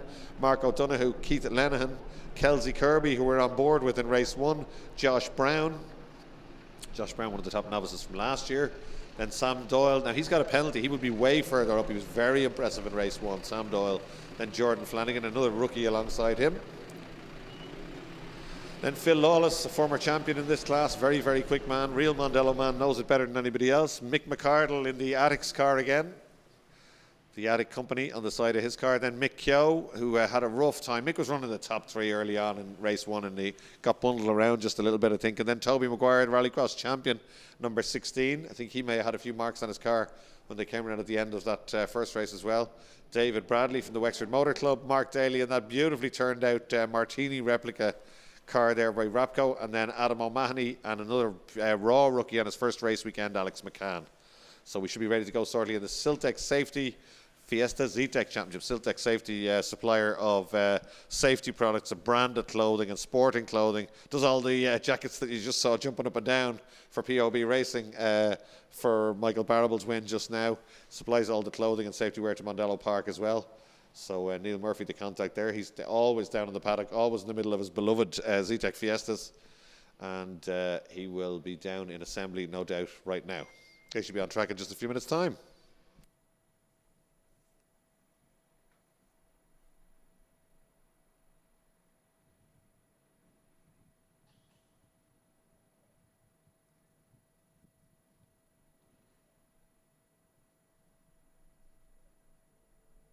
There's our ztech Safety Solutions logo on the top left, the Beacon Hospital on the top right, because the Beacon Hospital, of course, allow us to live stream. They're partners with us here at Mondello Park. You can see their signage just in front of you, trackside there on the main straight.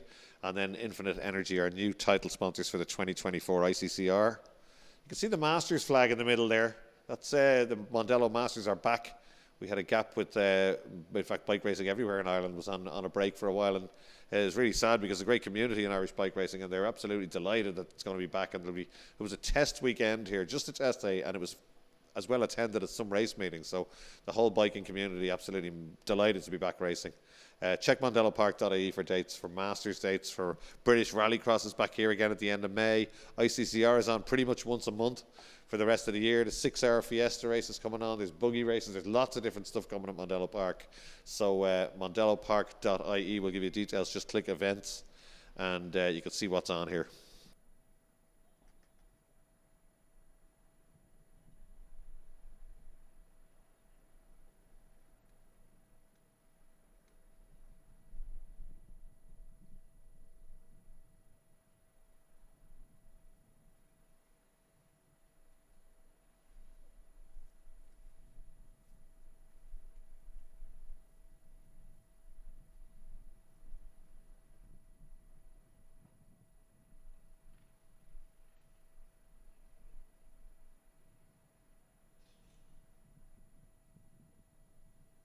So a little bit of sorting out going on in assembly for Fiesta. So we'll have a quick commercial break before we get going with our final race of the weekend at the Infinite Energy ICCR.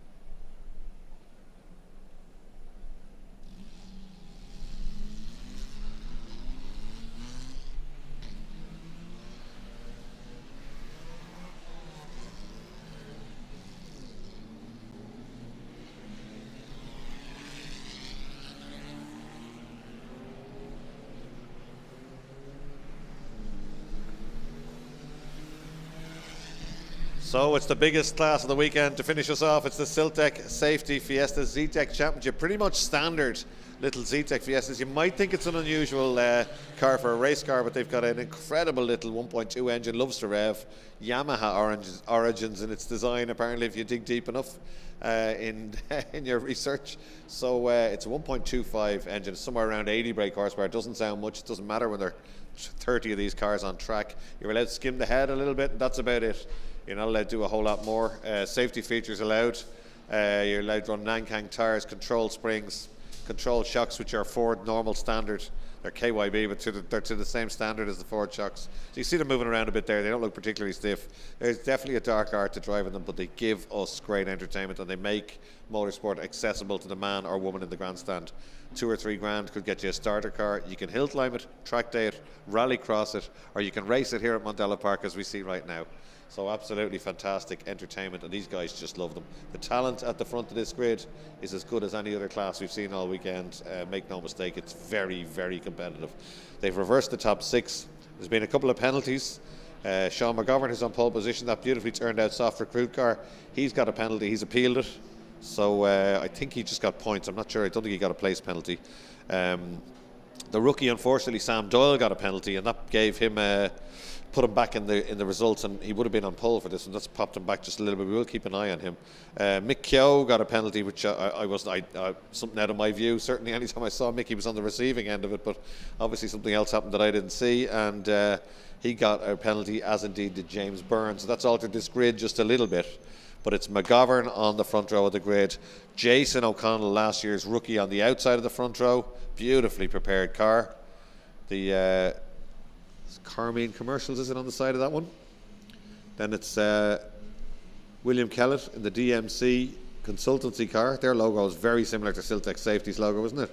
The blue and orange logo, you can see it. You see the Ztech's one on the windscreen and the DMC one on the bonnet. There's not much difference. Andy Kavanagh's one you wouldn't mix up at all. It's looks like a Tiger. It's Miles Plus, the Circle K brand, Miles Plus on his car. Then it's Dave McGuire, watch out for him, the JMC car. And Peter Barable, always a danger man in the airport motoring, school of motoring and MB Motors car. It's a great start from McGovern from pole. Barable makes a good one as well and moves to the left. Nick Keogh with a good start from well back. He's got a little bit of a point to prove. Kelsey is in his right in his vision as he heads down towards turn 1. But it is McGovern, locked brake from Kellett, but they all stay away from each other, thankfully, this time through. And nobody going around. Still difficult enough conditions. See James Byrne going through there. So, yeah, it is McGovern leading this one. Sean McGovern, another member of the McGovern family. We saw Harry racing before, of course, very successfully, and Rod McGovern, massively successful. That's their dad. So down to turn 3. Second gear in these cars, third gear as they come up the hill. Jason O'Connell in second place, but McGovern with a length or two straight away. And somebody looking for third place. Is that Kellett? It is. Kellett gets sideways down the inside, and in fact Jason O'Connell made that a little bit easy for him. He didn't close the door on the way up the hill. And he's going to lose another place now coming out of the S's because McGuire is sitting around the outside. Young Dave McGuire has always had some unorthodox passing positions, but Peter Barable says, how are you lads, and down the inside of both of them. That's a cracking move by Barable. He's done O'Connell, and I think he's possibly done McGuire. He's certainly alongside McGuire as they come out onto the main straight. This could be pivotal to the result of the race. McGuire on the outside trying to shut the door. Barable not letting him. I'm still on the inside there, Dave. And Barable has it, I think. I don't know why we've gone out of shot. There it is. He's down the inside now, and Barable is up to third place. That is incredible stuff from Peter Barable to get them both done. Dave McGuire sits around the outside though, but I think Barable's cleared him. No, he hasn't. McGuire's come back at him. They're still side by side. This is half a lap side by side. That's what you want. This is Fiesta Zetecs racing. Peter Barable has it this time, surely, because it's a long, long right-hander. Well, Dave McGuire doesn't agree with me. I'm just going to drive around the outside of you, Peter. Well, I'll come back down the inside of the brakes then. This is great stuff. And this time, finally, surely, well, he won't give up, but he's had to go a little bit wide, and Peter Barable's got the job done. And that has allowed William Kellett and Sean McGovern to get away to a certain extent. So let's see what happens. Peter Barable with the head down. Gets it turned in. This is a car that was actually built by LOH Motorsport, and Barable bought it, and it was rented out to David Kennedy and Tommy Byrne and Michael Fassbender for the 6-hour race.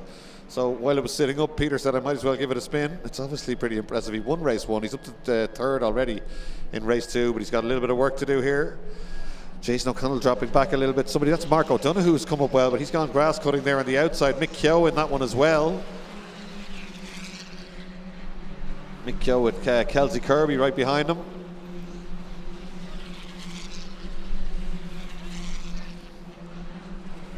She's trying to have a look around the outside. Looks like she can maybe get it done. McGovern beginning to ease away. The lap times will be interesting next time round. McGovern was quickest on that lap with a 14.1. These cars are capable of doing low 12s, high 11s. There were talk of 10s on a test day here, but it was freezing cold, and all the cars were going, everyone was on lap record pace in all the classes. And that was earlier on in the year.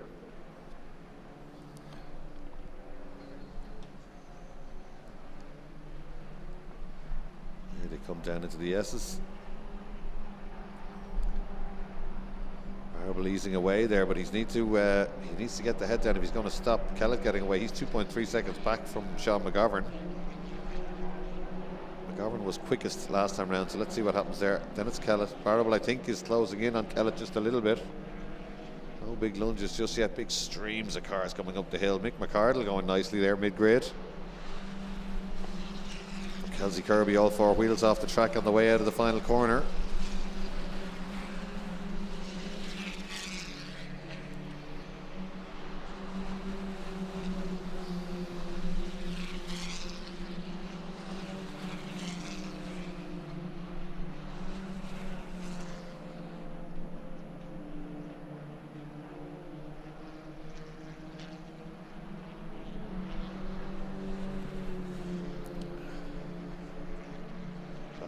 Fourth place we're looking at there. Fifth place, sorry, Jason O'Connell. Andy Kavanagh bearing down on him. Dave Maguire is easing away from them though. Fastest lap is to Peter Barrable. We kind of expected that. Peter Barrable just by a fraction though. He's only 0.2 quicker than the leader, and he's 2.2 seconds away from him with 10 minutes to run. But I think Barrable will catch Kellett. I'm not sure if he can get by Kellett. I don't know if he'll get up to McGovern. Those three, they're all very, very quick. And that's Dave Maguire's kind of coming with him, isn't he? Dave Maguire's lap time 33 tenths off Barrable last time round. Very good and tidy through the final corner. He's definitely closing in on William Kellett now. Is this going to be another fastest lap for Peter Barrable as they go by? It's fastest lap from McGovern. It's eclipsed by William Kellett, and it's eclipsed again by Peter Barrable. Everyone gets a go. It's 12.917 now for Peter Barrable. And that is another 4 tenths quicker than Sean McGovern. He's now only 1.7 seconds behind the leader and only half a second behind William Kellett. So that's what we need to be watching. That battle for the lead is going to heat up halfway around this lap. I suspect that Peter Barrable will have caught William Kellett. He has caught him already at turn 3. Just ahead of this battle, we're looking for the Peter Barrable-William Kellett battle. There it is, there's the leader, but right behind him, Barrable has caught William Kellett. There it is, Kellett now, he was out in his own, not anymore.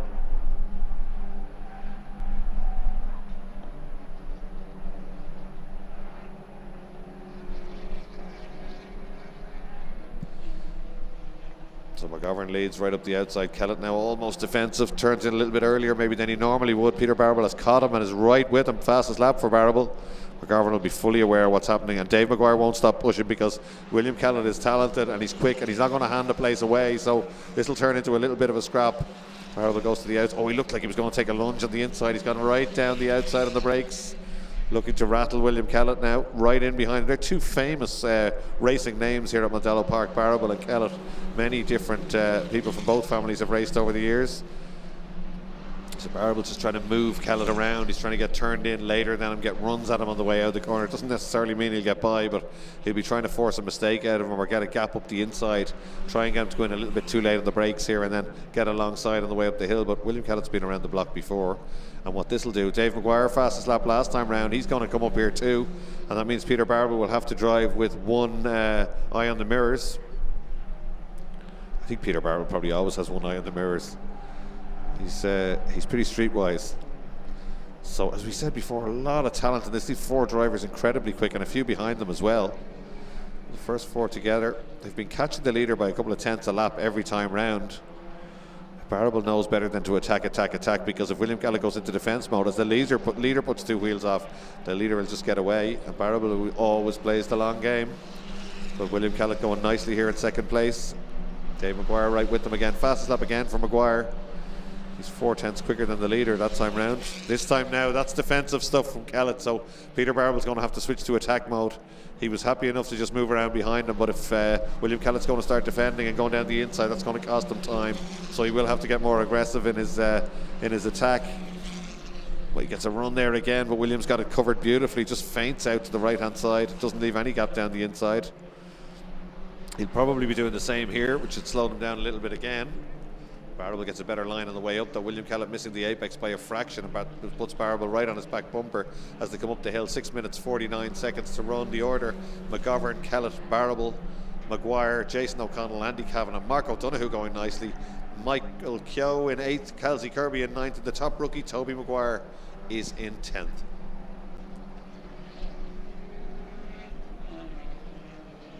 Again, defensive stuff from William Kellett there. Dunshocklin Motors, DMC.ie on the outside of his car there. Very close for second, third and fourth. And in fact, Andy Kavanagh's got by in the background. Andy Kavanagh's got by Jason O'Connell, who's fighting back on the main straight. Barrable goes to the outside a little bit earlier this time. Gets all the way up the outside. This will interest Dave Maguire. Maguire gets down the inside. Oh, and just shoves Barrable off the track. I'm not sure that they tangle wheels. That certainly didn't look good. I'm not sure what happened there. I wonder did they tangle steering wheels. I'm not sure that Dave would just have done that, but certainly Barrable got bundled out of it there as he was trying to make his move.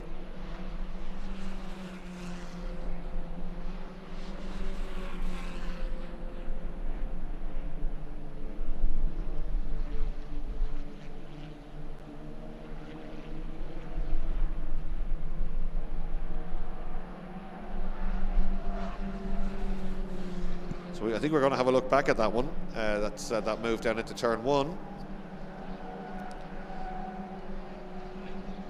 Peter Barber way back now. He's back in the middle of this. Has he split those two? He has. Here it is. There's something up there, isn't there? He didn't. I don't think he would have shoved him off and gone off with him. I wondered, did they interlock front wheels for a second or something? Because it's like Dave McGuire had no lock on from the apex onwards. Both went straight off, so I'm not sure what happened. It looked a little bit strange, but I'm sure the officials will have something to say about that as they come down into turn 1. Peter Barber with all the work to do again. He's down the outside on the brakes now. Peter Barber trying to move back up.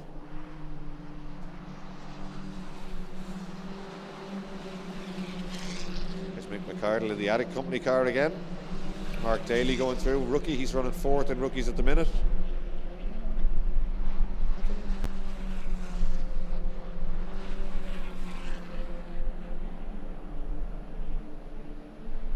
Here's back to the leader now on the way back down towards us.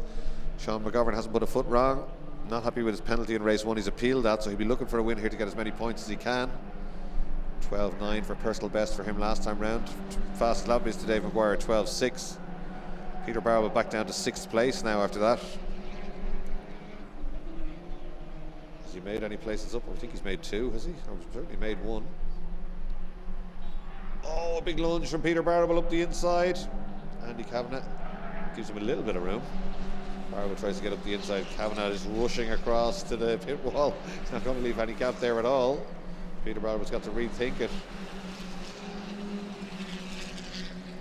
Great battles down that grid. Mick Keogh, Mark O'Donoghue, Kelsey Kirby in the middle of one there. Barber trying to get by Andy Kavanagh still. Jason O'Connell with a great view of that one. Mark O'Donoghue going beautifully. If you look closely at Mark O'Donoghue's car, you can see the bumpers. They've been hand painted by his kids. Really cool. He put it up on social media, took the bumpers off, brought them into the house, and the kid got the markers and the crayons out, and then he lacquered the 2 bumpers and refitted them to the Fiesta. So a real family effort from Mark O'Donoghue. And he's going well. He'll be happy to be in the top 10, but the red flags are out. Not sure where the incident is. Red flags are out. The race has been stopped. Waved red flags furiously around the track. I can't see anything neither on the screen nor out the windows of the commentary box. Certainly somebody's off.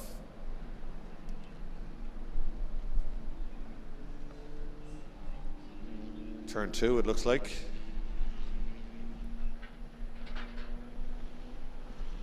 Coming up towards us now, red flags are being waved. They'll probably stop at the on the grid. Rescue unit heading out there. I can't see anyone who's missing, but let's have a quick look.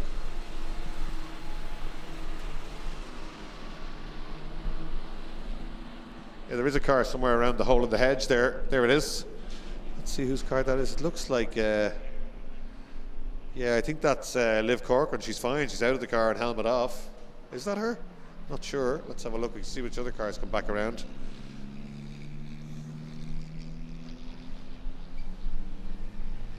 There's a few cars there at the back gate, parked up already, looking to come back in. Alex McCann and James Byrne. Checkered flag being waved, even though we're 3 minutes to go. So checkered flag's waved. That's going to be a result. Well, Peter Barber will definitely not be too happy about that one. So that result will be Sean McGovern taking.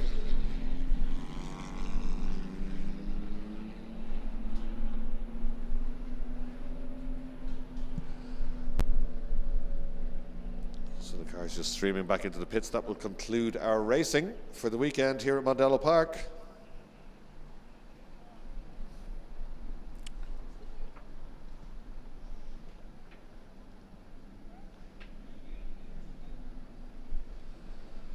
So Sean McGovern taking the win from William Kellett, Dave McGuire, Jason O'Connell, Andy Kavanagh, Peter Barber, Mark O'Donoghue, Mick Keogh, Kelsey Kirby and Toby Maguire. There's the graphic. That's our top 10. So first rookie is Toby Maguire, Rallycross champion, taking a rookie win on his first race meeting weekend. Good stuff from Toby. There's Michael McCardle. For the Attic Company, we might as well mention the sponsor again. And P11 for him, he'd be happy enough with that. Jordan Flanagan next up. Sam Doyle, another rookie there, both rookies. Then Eduardo Gonzaga. Mark Daly, another rookie. They'll all get plenty of rookie points for the title chase. David Bradley, Wexford Motor Club, Keith Lennon. Adam O'Mahony, another rookie. Then Josh Brown and Liv Corcoran. I think it might have been her car that stopped down at just beyond turn 2, but she's absolutely fine. The driver was out of the car. I think it's more mechanical than an impact perhaps, but there's no problems there at all. Then we're missing Alex McCann and James Byrne, both of whom came in the back gate early on, so the car's already back in Parc Fermé.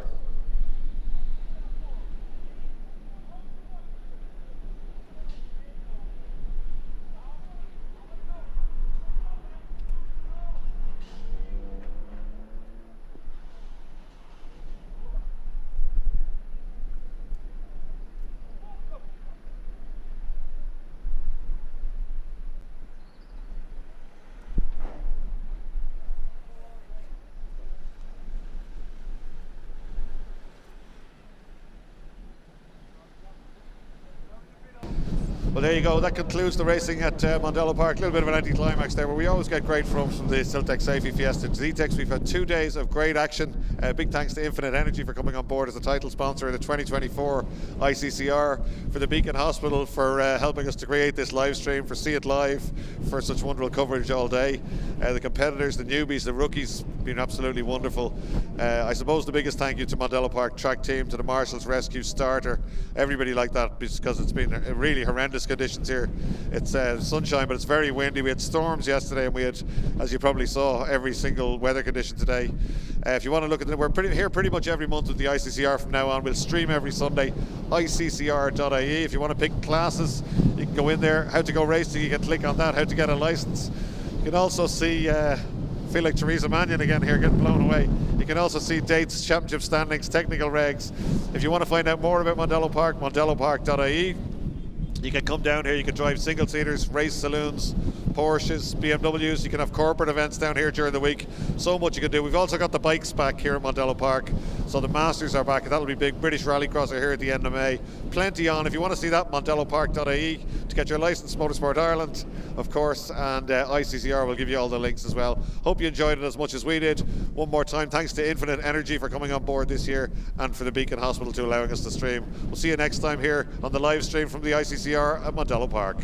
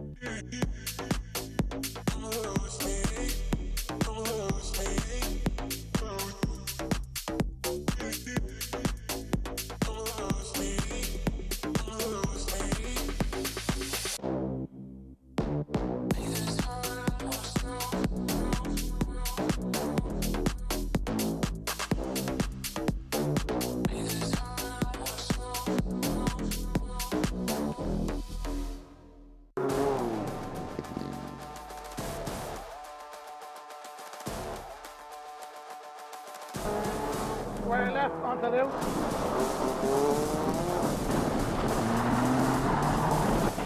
yeah, that's good. Good drive. Keep going. Keep going, keep going, keep going. Rev it up, rev it up. Go, yeah, go, go, go. One right, immediately followed by a 5 right. Keep it in, keep it in, keep it in. Come on, keep on, keep on, keep on. Keep on, keep on, keep on. Come on, come on, keep going, keep going, keep going.